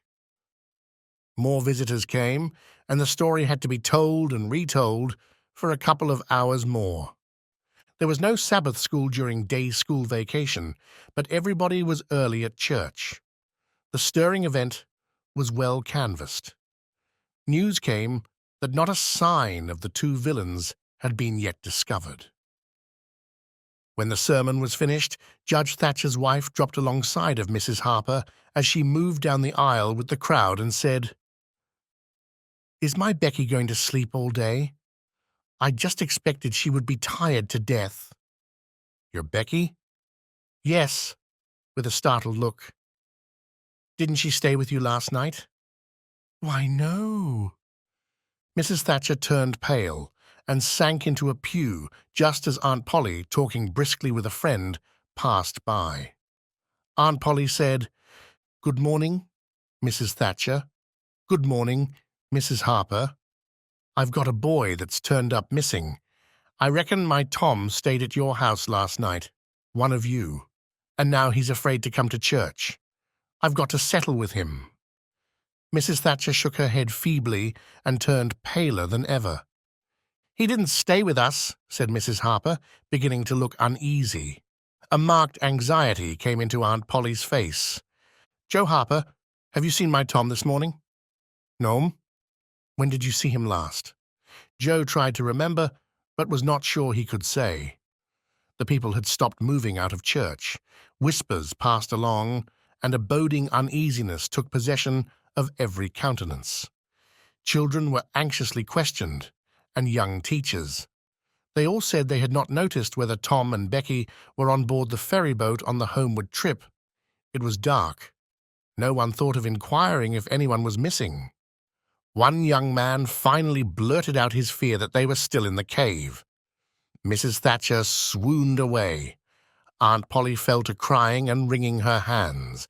The alarm swept from lip to lip, from group to group, from street to street, and within 5 minutes the bells were wildly clanging and the whole town was up. The Cardiff Hill episode sank into instant insignificance.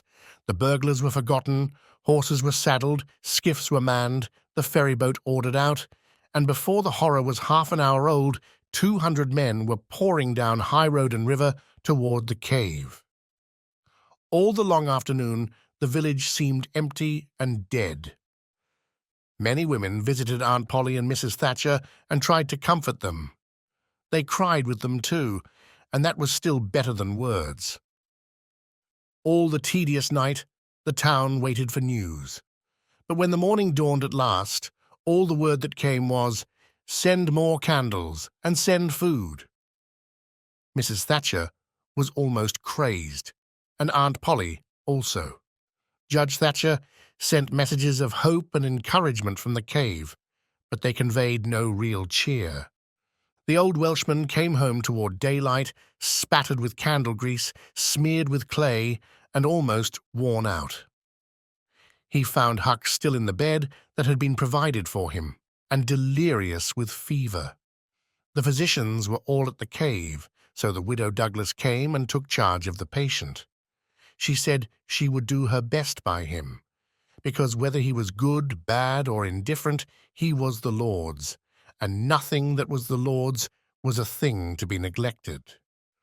The Welshman said Huck had good spots in him, and the widow said, "You can depend on it. That's the Lord's mark. He don't leave it off, he never does. Puts it somewhere on every creature that comes from his hands." Early in the forenoon, parties of jaded men began to straggle into the village, but the strongest of the citizens continued searching. All the news that could be gained was that remotenesses of the cavern were being ransacked that had never been visited before, that every corner and crevice was going to be thoroughly searched, that wherever one wandered through the maze of passages, lights were to be seen flitting hither and thither in the distance, and shoutings and pistol shots sent their hollow reverberations to the ear down the sombre aisles. In one place, far from the section usually traversed by tourists, the names Becky and Tom had been found traced upon the rocky wall with candle smoke, and near at hand a grease-soiled bit of ribbon. Mrs. Thatcher recognized the ribbon and cried over it.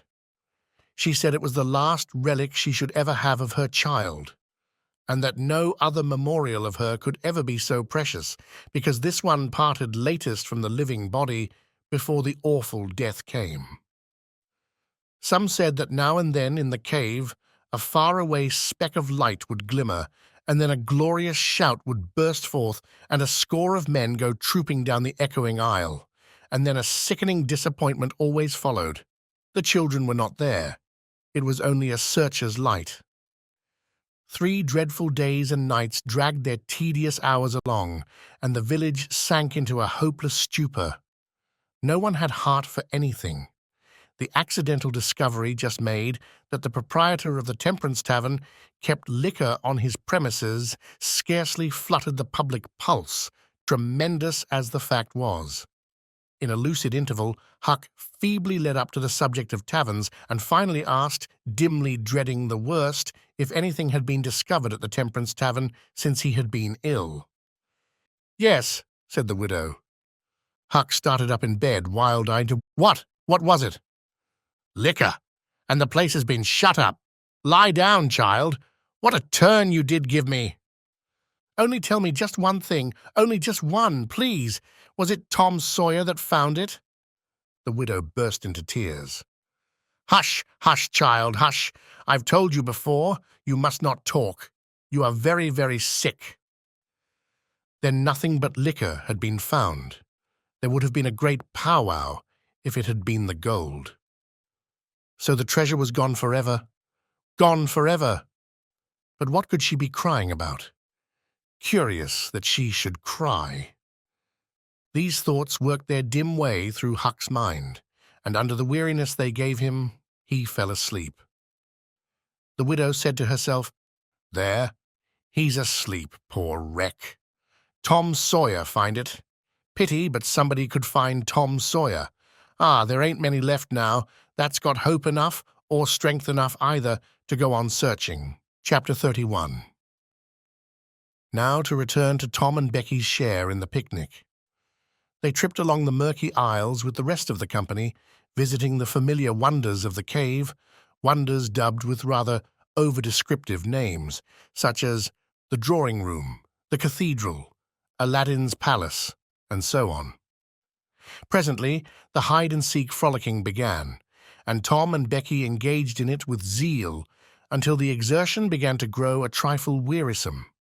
Then they wandered down a sinuous avenue, holding their candles aloft and reading the tangled webwork of names, dates, post office addresses, and mottos with which the rocky walls had been frescoed in candle smoke. Still drifting along and talking, they scarcely noticed that they were now in a part of the cave whose walls were not frescoed. They smoked their own names under an overhanging shelf and moved on. Presently they came to a place where a little stream of water, trickling over a ledge and carrying a limestone sediment with it, had, in the slow-dragging ages, formed a laced and ruffled Niagara in gleaming and imperishable stone. Tom squeezed his small body behind it in order to illuminate it for Becky's gratification. He found that it curtained a sort of steep, natural stairway which was enclosed between narrow walls, and at once the ambition to be a discoverer seized him. Becky responded to his call, and they made a smoke mark for future guidance and started upon their quest. They wound this way and that, far down into the secret depths of the cave, made another mark, and branched off in search of novelties to tell the upper world about. In one place they found a spacious cavern from whose ceiling depended a multitude of shining stalactites of the length and circumference of a man's leg. They walked all about it, wondering and admiring, and presently left it by one of the numerous passages that opened into it. This shortly brought them to a bewitching spring, whose basin was encrusted with a frostwork of glittering crystals. It was in the midst of a cavern whose walls were supported by many fantastic pillars which had been formed by the joining of great stalactites and stalagmites together, the result of the ceaseless water drip of centuries. Under the roof, vast knots of bats had packed themselves together, thousands in a bunch. The lights disturbed the creatures, and they came flocking down by hundreds, squeaking and darting furiously at the candles. Tom knew their ways and the danger of this sort of conduct. He seized Becky's hand and hurried her into the first corridor that offered, and none too soon, for a bat struck Becky's light out with its wing while she was passing out of the cavern. The bats chased the children a good distance, but the fugitives plunged into every new passage that offered, and at last got rid of the perilous things. Tom found a subterranean lake, shortly, which stretched its dim length away until its shape was lost in the shadows. He wanted to explore its borders, but concluded that it would be best to sit down and rest a while first. Now, for the first time, the deep stillness of the place laid a clammy hand upon the spirits of the children. Becky said, "Why, I didn't notice, but it seems ever so long since I heard any of the others." "Come to think, Becky, we are away down below them. And I don't know how far away north or south or east or whichever it is. We couldn't hear them here." Becky grew apprehensive. "I wonder how long we've been down here, Tom. We better start back." "Yes, I reckon we better. Perhaps we better." "Can you find the way, Tom? It's all a mixed-up crookedness to me." "I reckon I could find it. But then the bats. If they put our candles out, it will be an awful fix. Let's try some other way, so as not to go through there." "Well, but I hope we won't get lost. It would be so awful." And the girl shuddered at the thought of the dreadful possibilities. They started through a corridor and traversed it in silence a long way, glancing at each new opening to see if there was anything familiar about the look of it. But they were all strange. Every time Tom made an examination, Becky would watch his face for an encouraging sign, and he would say cheerily, "Oh, it's all right. This ain't the one, but we'll come to it right away." But he felt less and less hopeful with each failure, and presently began to turn off into diverging avenues at sheer random, in desperate hope of finding the one that was wanted. He still said it was all right, but there was such a leaden dread at his heart that the words had lost their ring, and sounded just as if he had said, "All is lost." Becky clung to his side in an anguish of fear and tried hard to keep back the tears, but they would come. At last she said, "Oh, Tom, never mind the bats. Let's go back that way. We seem to get worse and worse off all the time." "Listen," said he. Profound silence. Silence so deep that even their breathings were conspicuous in the hush. Tom shouted. The call went echoing down the empty aisles and died out in the distance in a faint sound that resembled a ripple of mocking laughter. "Oh, don't do it again, Tom. It is too horrid," said Becky. "It is horrid, but I better, Becky. They might hear us, you know." And he shouted again. The might was even a chillier horror than the ghostly laughter. It so confessed a perishing hope.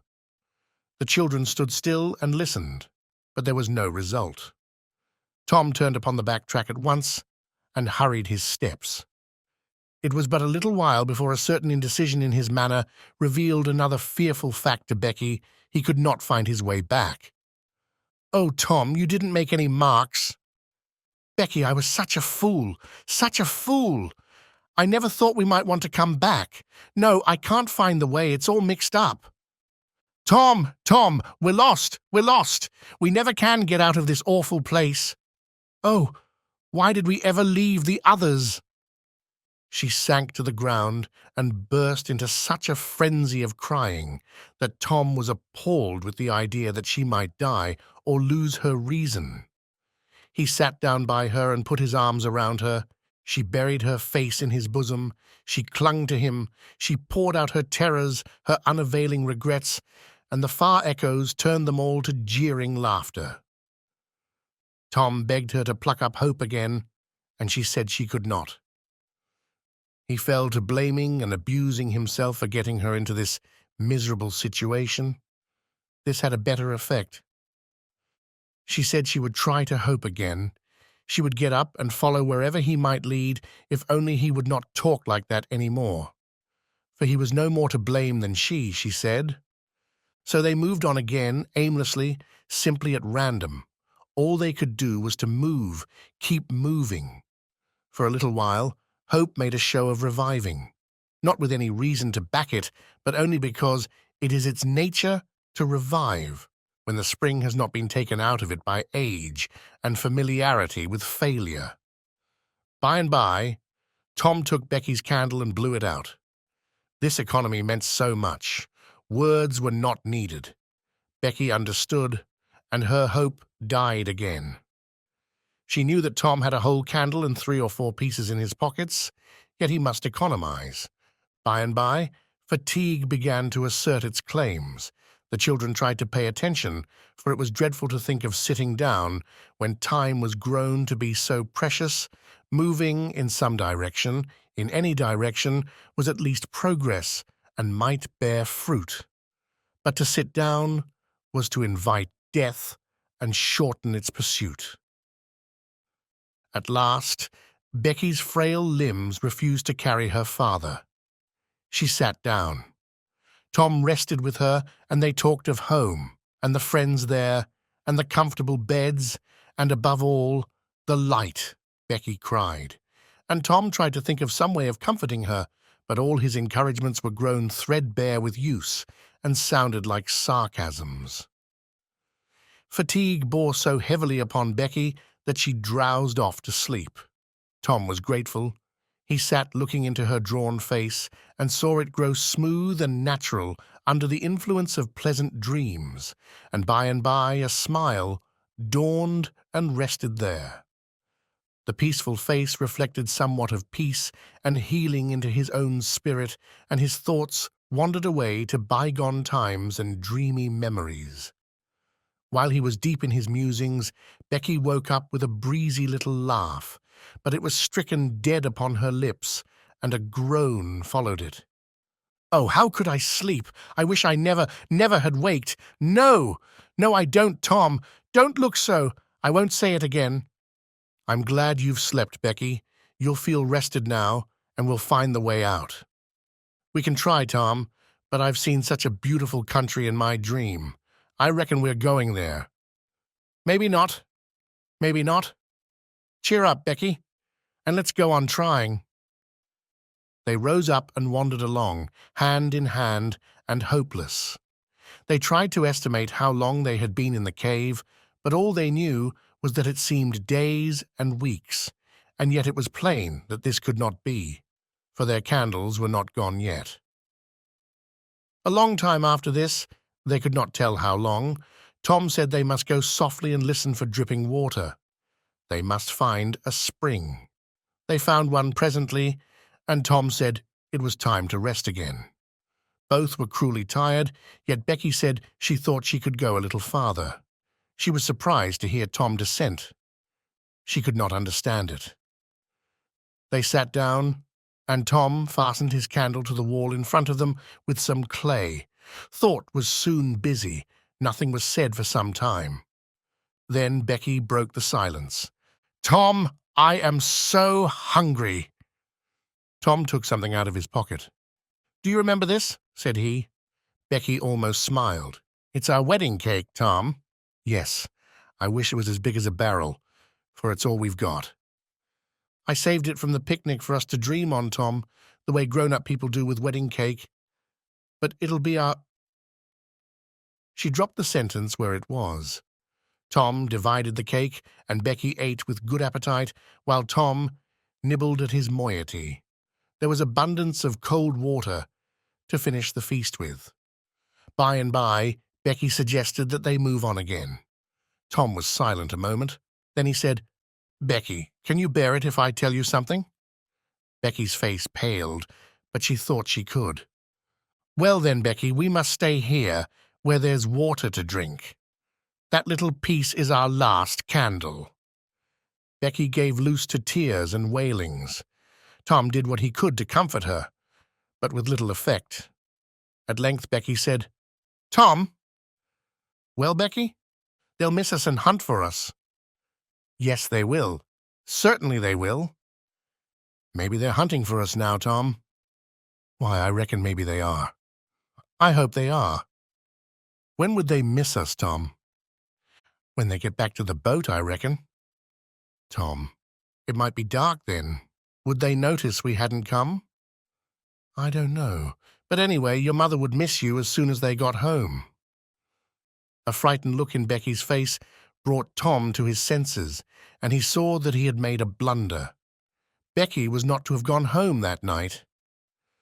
The children became silent and thoughtful. In a moment, a new burst of grief from Becky showed Tom that the thing in his mind had struck hers also, that the Sabbath morning might be half spent before Mrs. Thatcher discovered that Becky was not at Mrs. Harper's. The children fastened their eyes upon their bit of candle and watched it melt slowly and pitilessly away, saw the half-inch of wick stand alone at last, saw the feeble flame rise and fall, climb the thin column of smoke, linger at its top a moment, and then the horror of utter darkness reigned. How long afterward it was that Becky came to a slow consciousness that she was crying in Tom's arms, neither could tell. All that they knew was that after what seemed a mighty stretch of time, both awoke out of a dead stupor of sleep and resumed their miseries once more. Tom said it might be Sunday now, maybe Monday. He tried to get Becky to talk, but her sorrows were too oppressive. All her hopes were gone. Tom said that they must have been missed long ago, and no doubt the search was going on. He would shout, and maybe someone would come. He tried it, but in the darkness the distant echoes sounded so hideously that he tried it no more.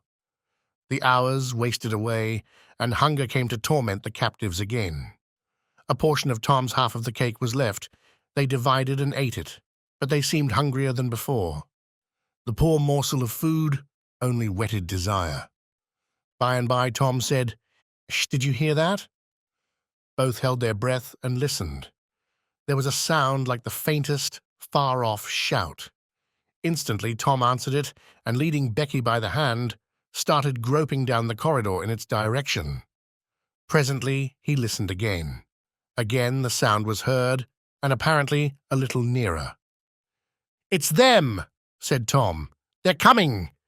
Come along, Becky. We're all right now." The joy of the prisoners was almost overwhelming. Their speed was slow, however, because pitfalls were somewhat common and had to be guarded against. They shortly came to one and had to stop. It might be 3 feet deep. It might be 100. There was no passing it at any rate. Tom got down on his breast and reached as far down as he could. No bottom. They must stay there and wait until the searchers came. They listened. Evidently, the distant shoutings were growing more distant. A moment or two more, and they had gone altogether. The heart-sinking misery of it. Tom whooped until he was hoarse, but it was of no use. He talked hopefully to Becky, but an age of anxious waiting passed, and no sounds came again. The children groped their way back to the spring. The weary time dragged on. They slept again, and awoke famished and woe-stricken. Tom believed it must be Tuesday by this time. Now an idea struck him. There were some side passages near at hand. It would be better to explore some of these than bear the weight of the heavy time in idleness. He took a kite line from his pocket, tied it to a projection, and he and Becky started, Tom in the lead, unwinding the line as he groped along. At the end of 20 steps, the corridor ended in a jumping-off place.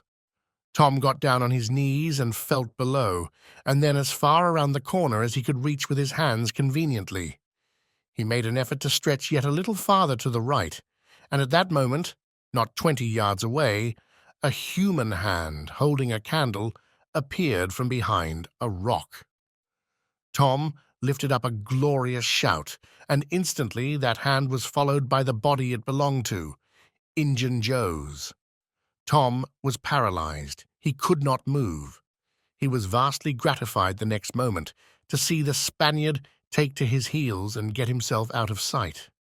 Tom wondered that Joe had not recognized his voice and come over and killed him for testifying in court, but the echoes must have disguised the voice.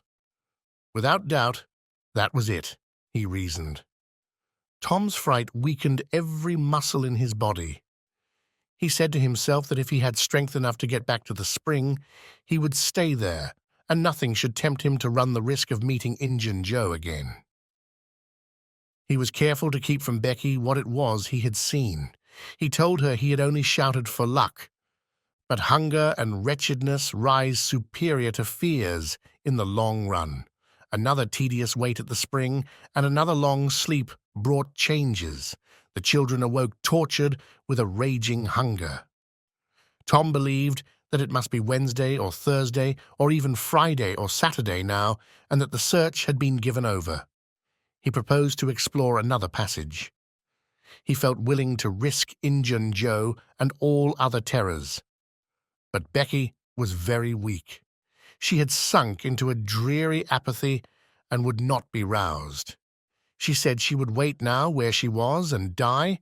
It would not be long. She told Tom to go with the kite line and explore if he chose, but she implored him to come back every little while and speak to her, and she made him promise that when the awful time came, he would stay by her and hold her hand until all was over. Tom kissed her with a choking sensation in his throat and made a show of being confident of finding the searchers or an escape from the cave. Then he took the kite line in his hand and went groping down one of the passages on his hands and knees, distressed with hunger and sick with bodings of coming doom. Chapter 32. Tuesday afternoon came and waned to the twilight. The village of St. Petersburg still mourned. The lost children had not been found. Public prayers had been offered up for them, and many a private prayer that had the petitioner's whole heart in it, but still no good news came from the cave. The majority of the searchers had given up the quest and gone back to their daily avocations, saying that it was plain the children could never be found. Mrs. Thatcher was very ill, and a great part of the time delirious. People said it was heartbreaking to hear her call her child, and raise her head and listen a whole minute at a time, then lay it wearily down again with a moan. Aunt Polly had drooped into a settled melancholy, and her grey hair had grown almost white. The village went to its rest on Tuesday night, sad and forlorn. Away in the middle of the night, a wild peal burst from the village bells, and in a moment the streets were swarming with frantic half-clad people who shouted, "Turn out! Turn out! They're found! They're found!" Tin pans and horns were added to the din. The population massed itself and moved toward the river, met the children coming in an open carriage drawn by shouting citizens, thronged around it, joined its homeward march, and swept magnificently up the main street, roaring huzzah after huzzah. The village was illuminated. Nobody went to bed again. It was the greatest night the little town had ever seen. During the first half hour, a procession of villagers filed through Judge Thatcher's house, seized the saved ones and kissed them, squeezed Mrs. Thatcher's hand, tried to speak but couldn't, and drifted out raining tears all over the place. Aunt Polly's happiness was complete, and Mrs. Thatcher's nearly so. It would be complete, however, as soon as the messenger dispatched with the great news to the cave should get the word to her husband.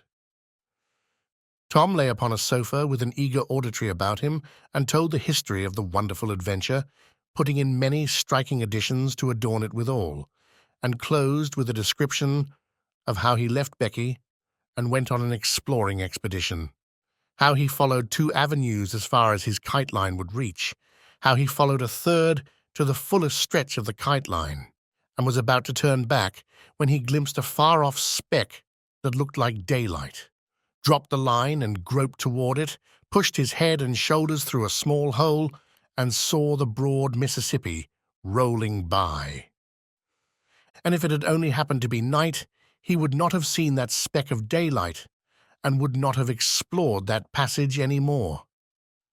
He told how he went back for Becky and broke the good news, and she told him not to fret her with such stuff, for she was tired and knew she was going to die, and wanted to.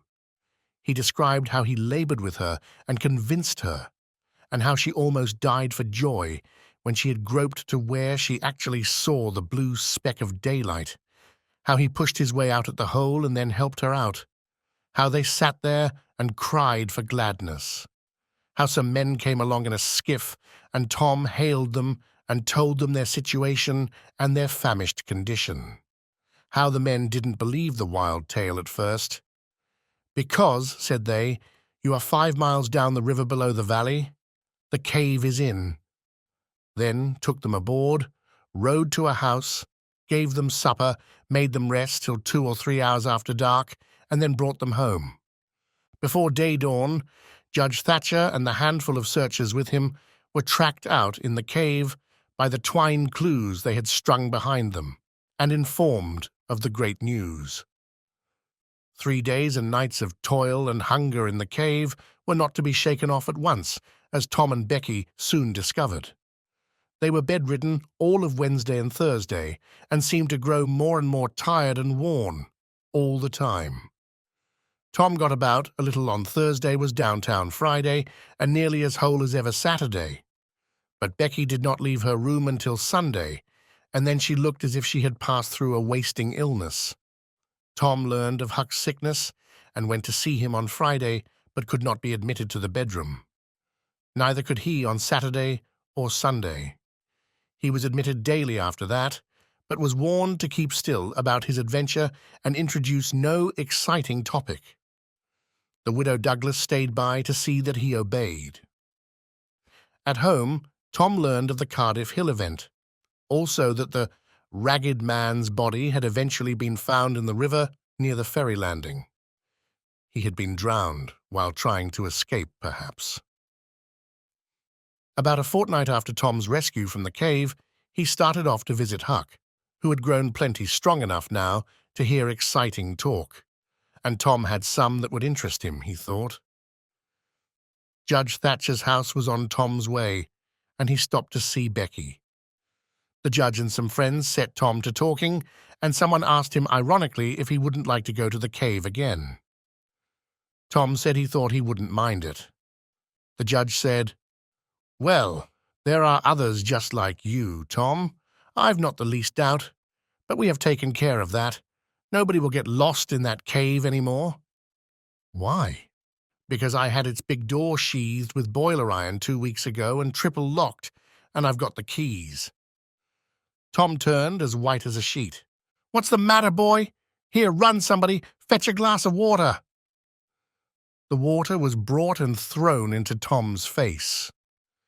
"Ah, now you're all right. What was the matter with you, Tom?" "Oh, Judge, Injun Joe's in the cave." Chapter 33. Within a few minutes the news had spread, and a dozen skiff-loads of men were on their way to MacDougall's cave, and the ferryboat, well filled with passengers, soon followed.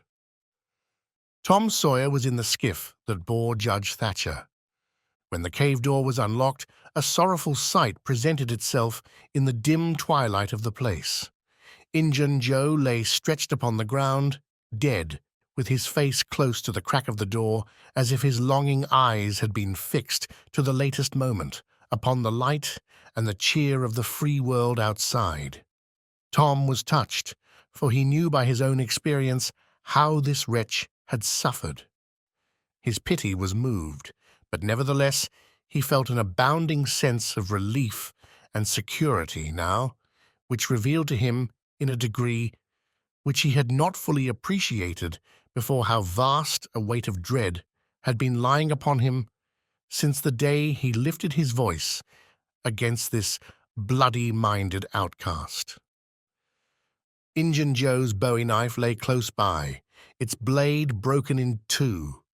The great foundation beam of the door had been chipped and hacked through with tedious labor.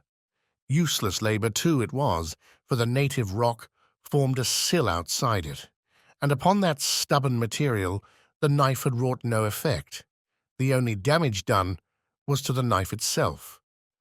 But if there had been no stony obstruction there, the labor would have been useless still, for if the beam had been wholly cut away, Injun Joe could not have squeezed his body under the door, and he knew it. So he had only hacked that place in order to be doing something, in order to pass the weary time, in order to employ his tortured faculties. Ordinarily, one could find half a dozen bits of candle stuck around in the crevices of this vestibule, left there by tourists, but there were none now. The prisoner had searched them out and eaten them. He had also contrived to catch a few bats, and these also he had eaten, leaving only their claws.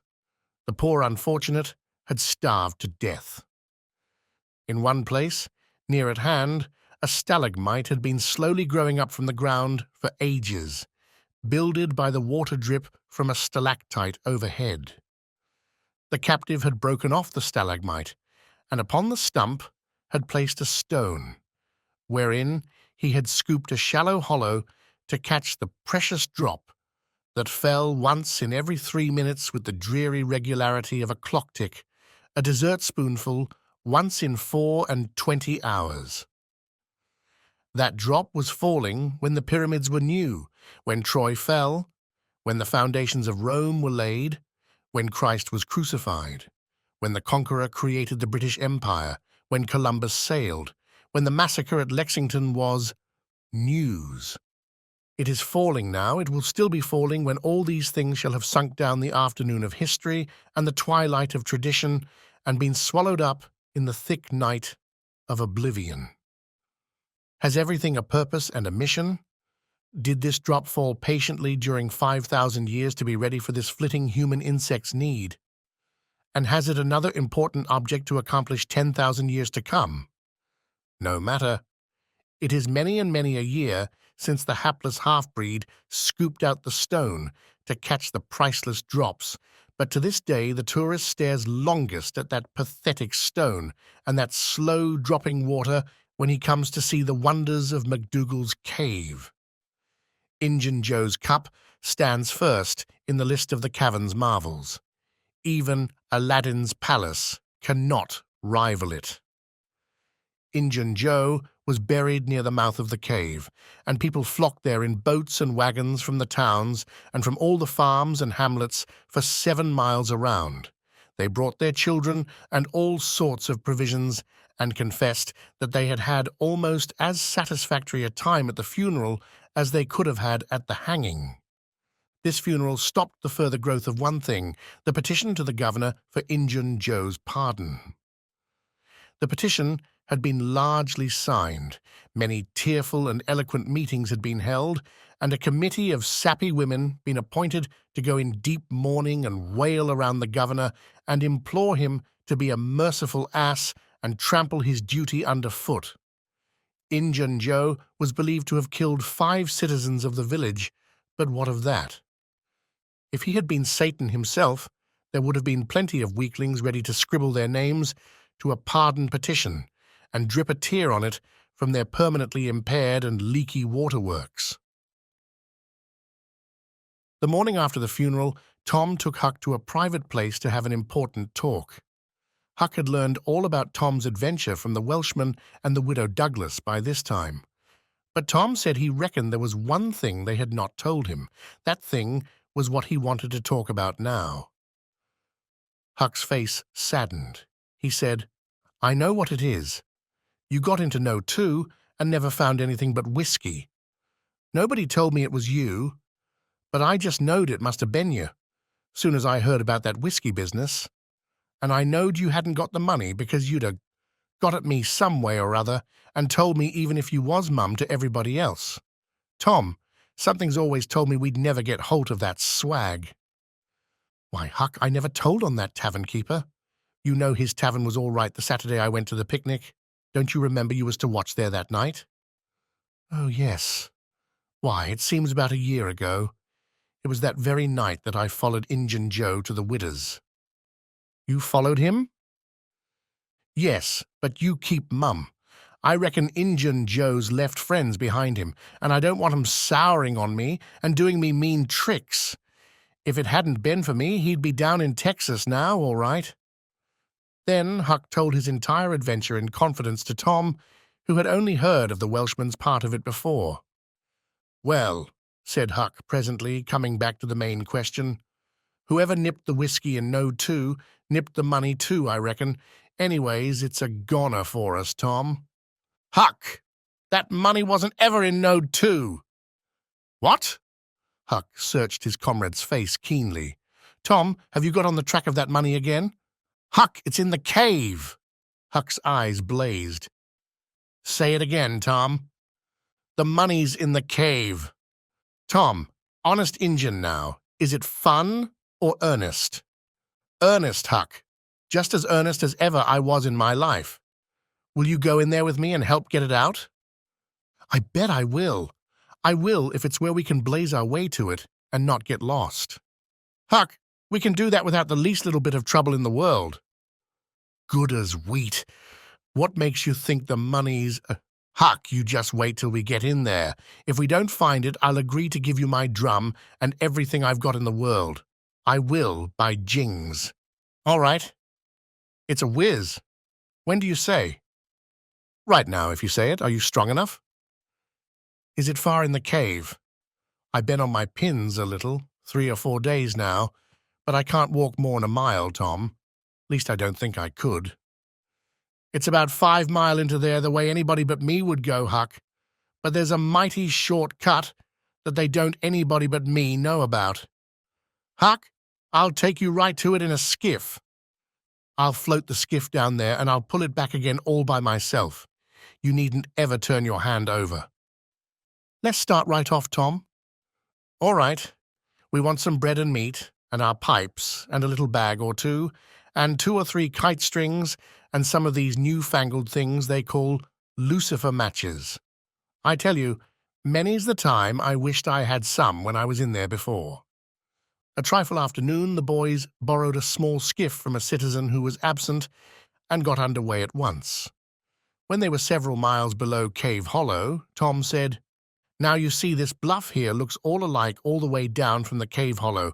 No houses, no wood yards, bushes all alike. But do you see that white place up yonder where there's been a landslide? Well, that's one of my marks. We'll get ashore now."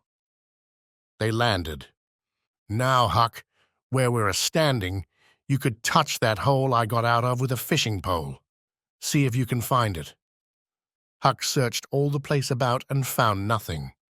Tom proudly marched into a thick clump of sumac bushes and said, "Here you are. Look at it, Huck. It's the snuggest hole in this country. You just keep mum about it.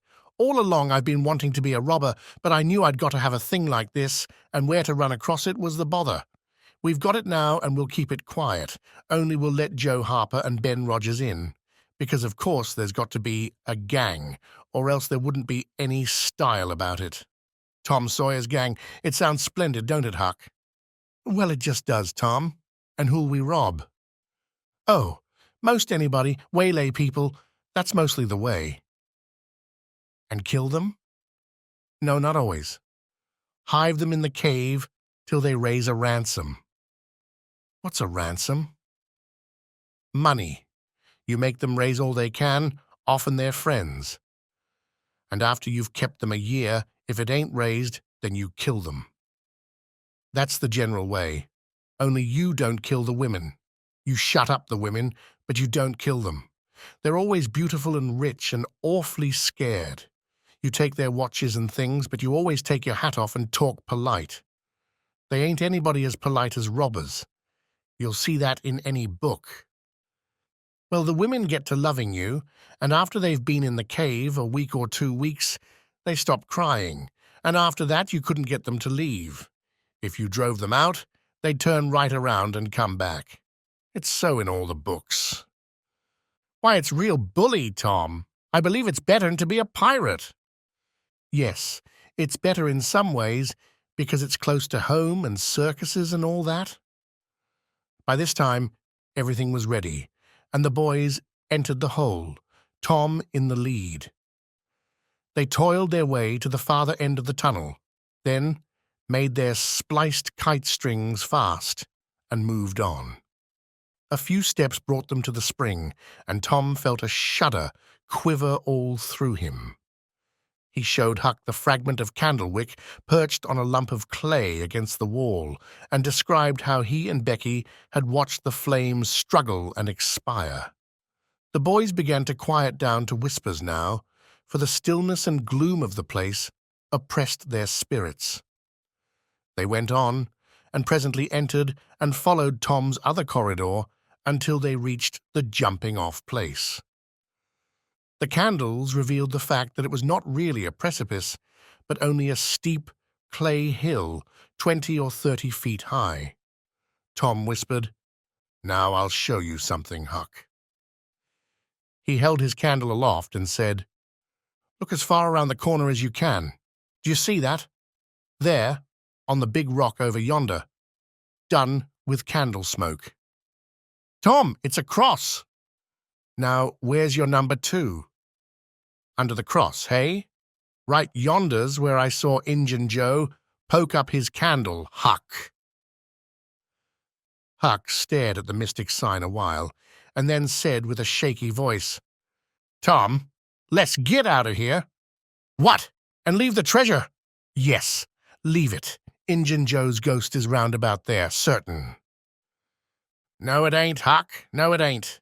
It would haunt the place where he died, away out at the mouth of the cave, 5 mile from here." "No, Tom, it wouldn't. It would hang round the money. I know the ways of ghosts, and so do you."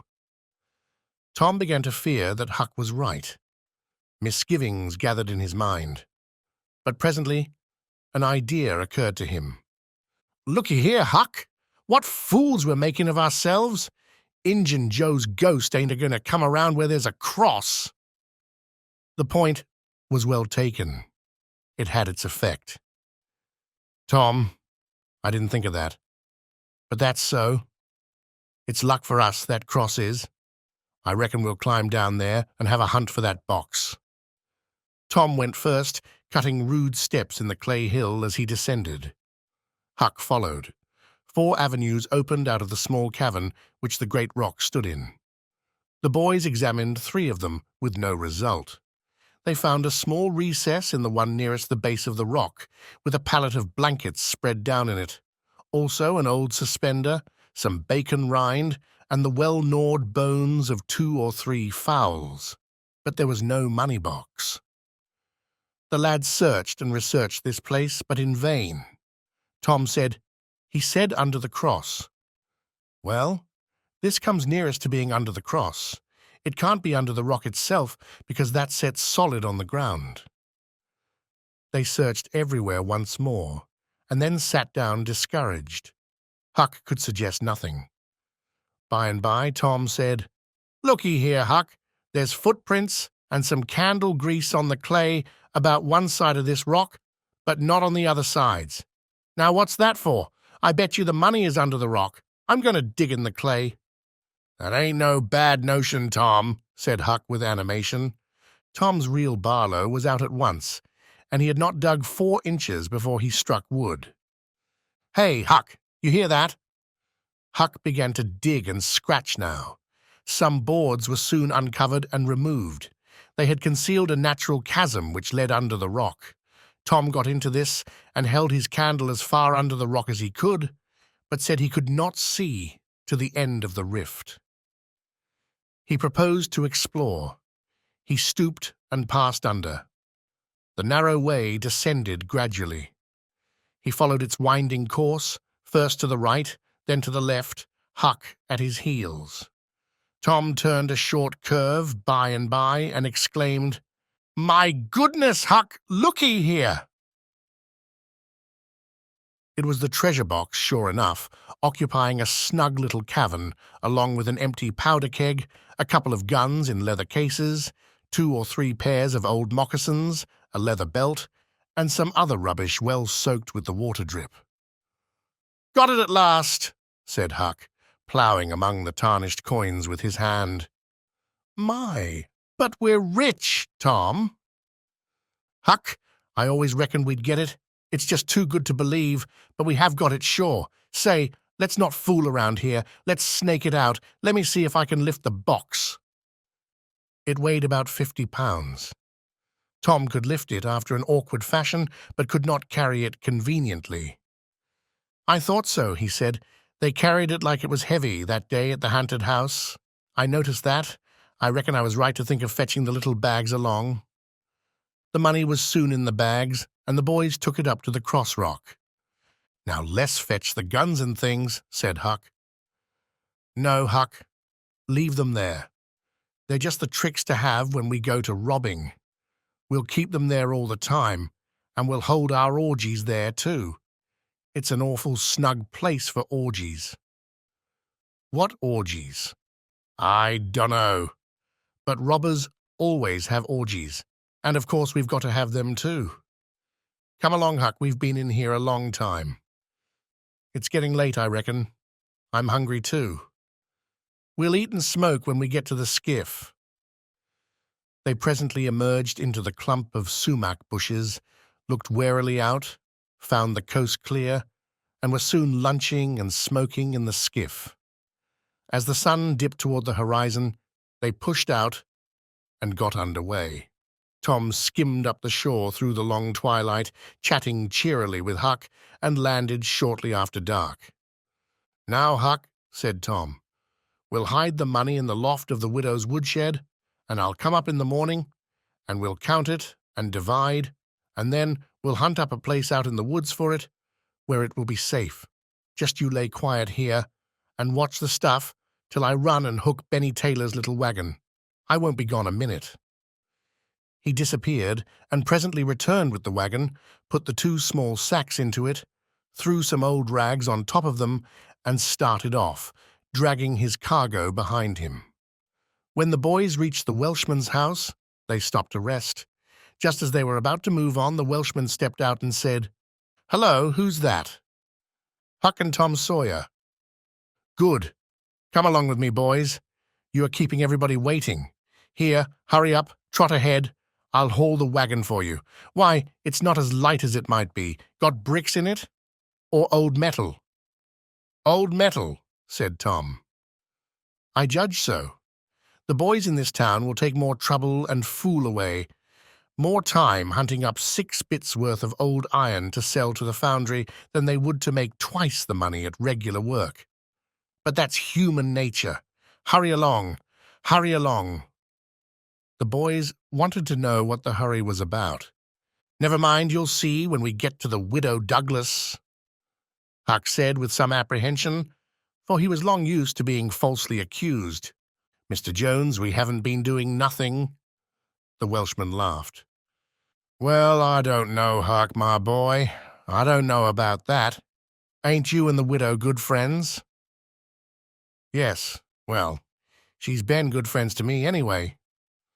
All right, then. What do you want to be afraid for?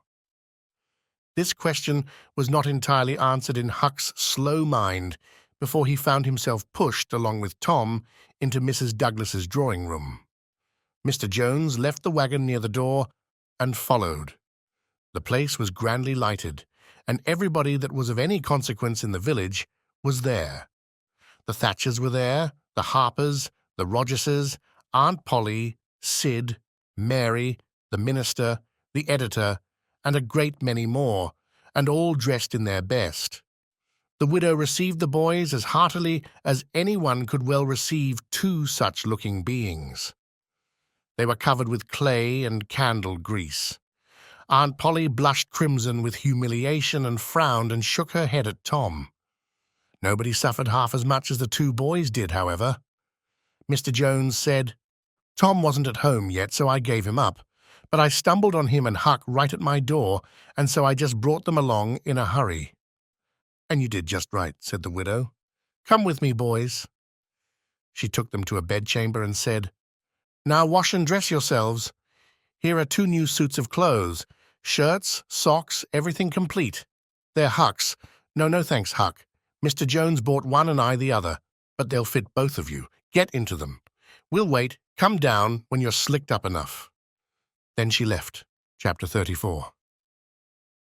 Huck said, Tom, we can slope if we can find a rope.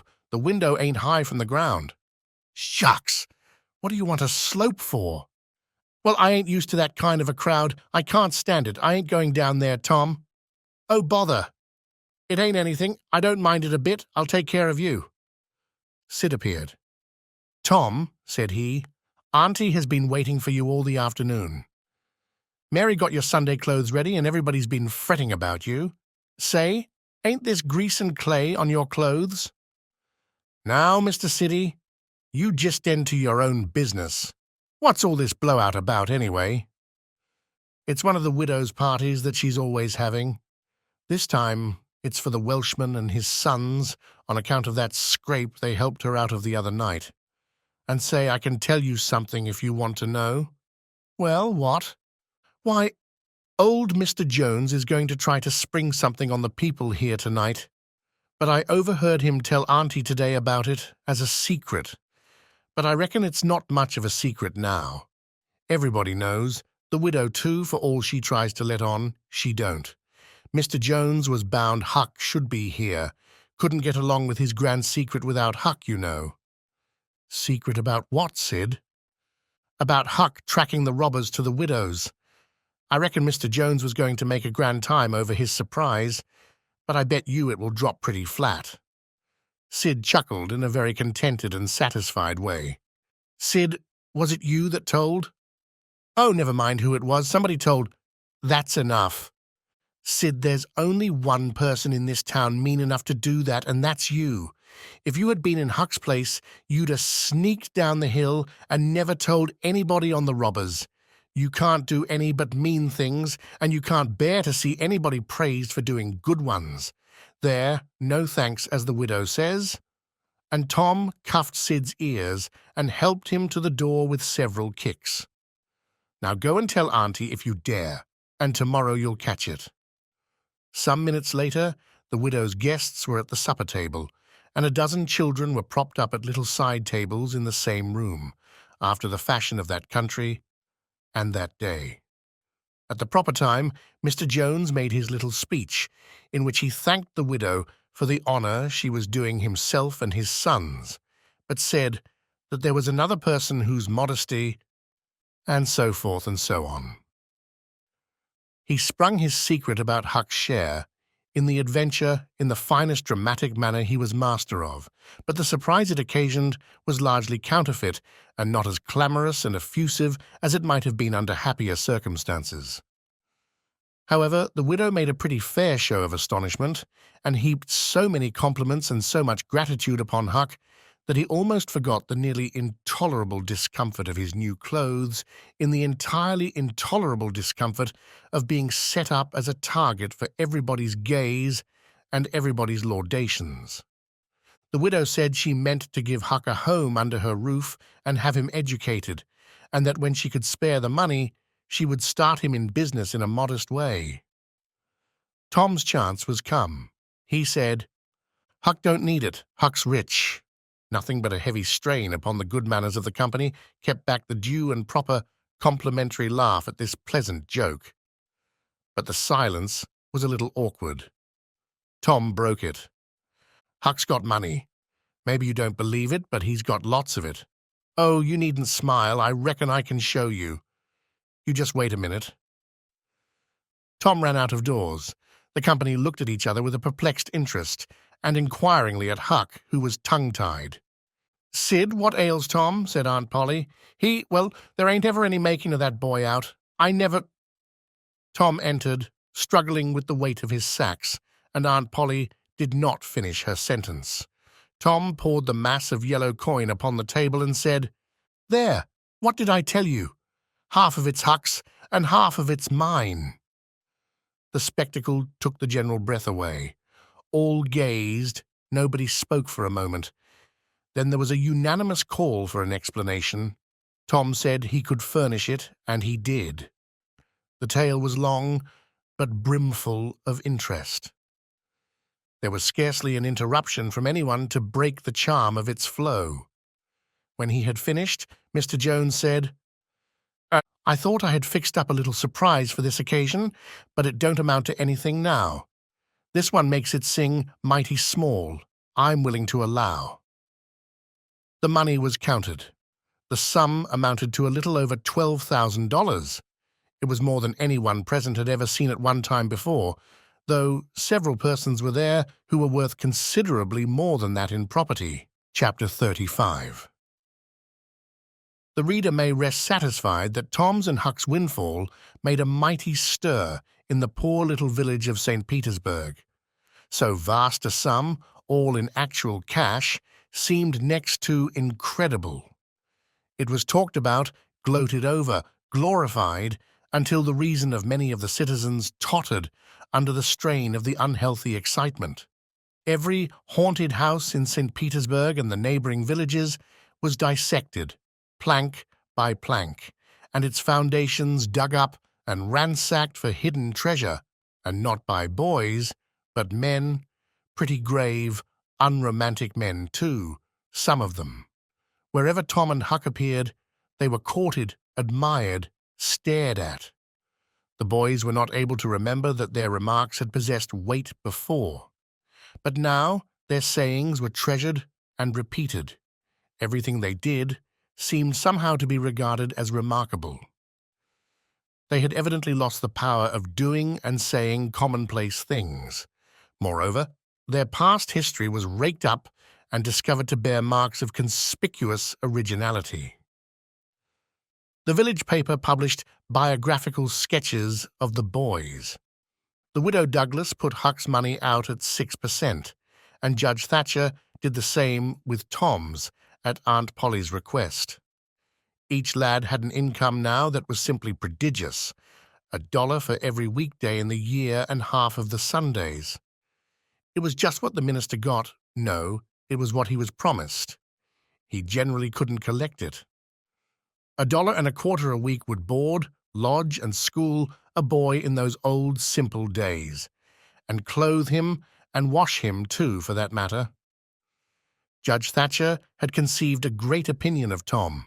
He said that no commonplace boy would ever have got his daughter out of the cave.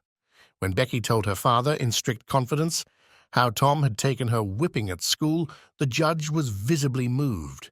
And when she pleaded grace for the mighty lie which Tom had told in order to shift that whipping from her shoulders to his own, the judge said with a fine outburst that it was a noble, a generous, a magnanimous lie, a lie that was worthy to hold up its head and march down through history breast to breast with George Washington's lauded truth about the hatchet. Becky thought her father had never looked so tall and so superb as when he walked the floor and stamped his foot and said that. She went straight off and told Tom about it. Judge Thatcher hoped to see Tom a great lawyer or a great soldier some day. He said he meant to look to it that Tom should be admitted to the National Military Academy and afterward trained in the best law school in the country in order that he might be ready for either career or both.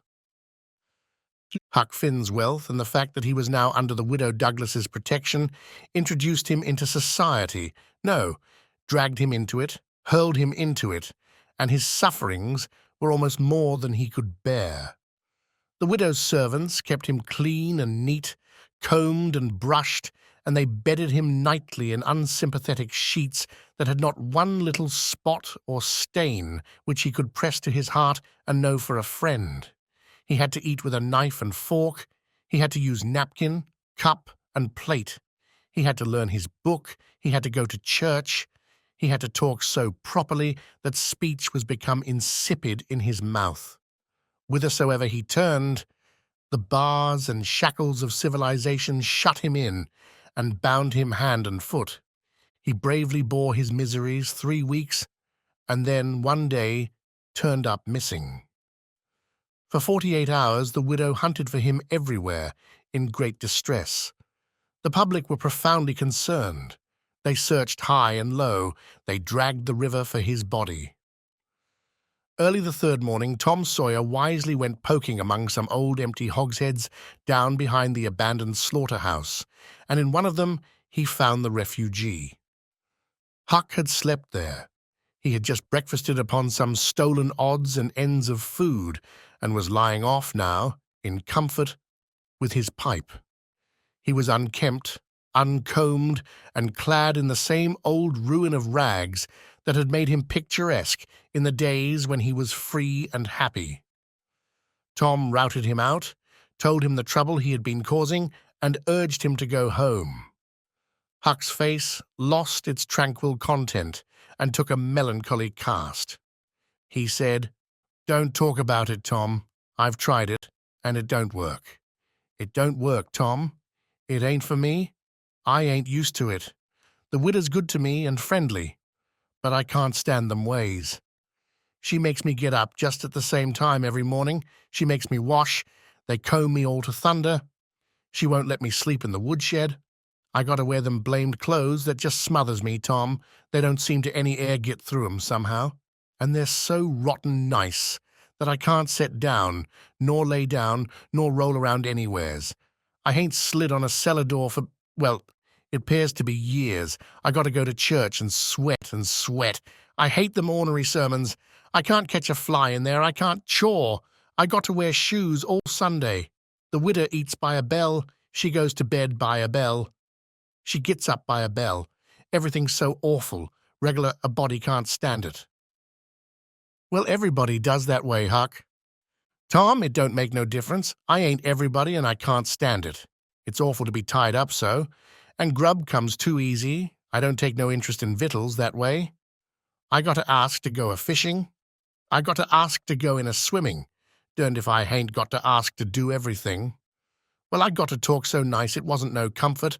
I'd got to go up in the attic and rip out a while every day to get a taste in my mouth, or I'd 'a' died, Tom.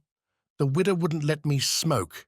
She wouldn't let me yell. She wouldn't let me gape, nor stretch, nor scratch before folks. Then, with a spasm of special irritation and injury, "And Dad fetch it, she prayed all the time. I never see such a woman. I had to shove Tom. I just had to. And besides, that school's going to open, and I'd 'a' had to go to it. Well, I wouldn't stand that, Tom. Looky here, Tom, being rich ain't what it's cracked up to be. It's just worry and sweat and a wishing you was dead all the time. Now these clothes suits me and this bar suits me and I ain't ever going to shake 'em any more. Tom, I wouldn't ever got into all this trouble if it hadn't a been for that money. Now you just take my share of it along with your en, and give me a 10-center sometimes. Not many times, because I don't give a dern for a thing, that it's tolerable hard to get, and you go and beg off for me with the widder. Oh, Huck, you know I can't do that. 'Tain't fair. And besides, if you'll try this thing just a while longer, you'll come to like it. Like it?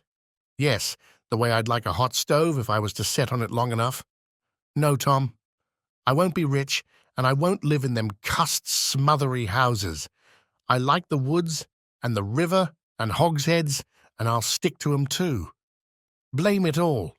Just as we'd got guns and a cave and all just fixed to rob, here this dern foolishness has got to come up and spile it all. Tom saw his opportunity. Looky here, Huck, being rich ain't going to keep me back from turning robber. No. Oh, good licks. Are you in real deadwood earnest, Tom? Just as dead earnest as I'm sitting here. But, Huck, we can't let you into the gang if you ain't respectable, you know. Huck's joy was quenched. Can't let me in, Tom. Didn't you let me go for a pirate? Yes, but that's different. A robber is more high-toned than what a pirate is, as a general thing. In most countries, they're awful high up in the nobility. Dukes and such. Now, Tom, hain't you always been friendly to me? You wouldn't shet me out, would you, Tom? You wouldn't do that now, would you, Tom? Huck, I wouldn't want to, and I don't want to, but what would people say? Why, they'd say, Tom Sawyer's gang? Pretty low characters in it. They'd mean you, Huck. You wouldn't like that, and I wouldn't. Huck was silent for some time, engaged in a mental struggle. Finally he said, Well, I'll go back to the widder for a month and tackle it, and see if I can come to stand it, if you'll let me belong to the gang, Tom. All right, Huck, it's a whiz. Come along, old chap, and I'll ask the widow to let up on you a little, Huck. Will you, Tom? Now, will you? That's good. If she'll let up on some of the roughest things, I'll smoke private and cuss private and crowd through or bust. When you going to start the gang and turn robbers? Oh, right off. We'll get the boys together and have the initiation tonight, maybe. Have the which? Have the initiation. What's that? It's to swear to stand by one another and never tell the gang's secrets, even if you're chopped all to flinders, and kill anybody and all his family that hurts one of the gang.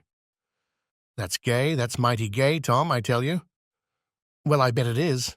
And all that swearing's got to be done at midnight in the lonesomest, awfulest place you can find. A haunted house is the best. But they're all ripped up now. Well, midnight's good anyway, Tom. Yes, so it is, and you've got to swear on a coffin and sign it with blood. Now, that's something like. Why, it's 1,000,000 times bullier than pirating. I'll stick to the widder till I rot, Tom. And if I get to be a regular ripper of a robber, and everybody talking about it, I reckon she'll be proud she snaked me in out of the wet. Conclusion. So endeth this chronicle. It being strictly a history of a boy, it must stop here. The story could not go much further without becoming the history of a man. When one writes a novel about grown people, he knows exactly where to stop, that is, with a marriage. But when he writes of juveniles, he must stop where he best can. Most of the characters that perform in this book still live and are prosperous and happy. Someday it may seem worthwhile to take up the story of the younger ones again and see what sort of men and women they turned out to be. Therefore, it will be wisest not to reveal any of that part of their lives at present.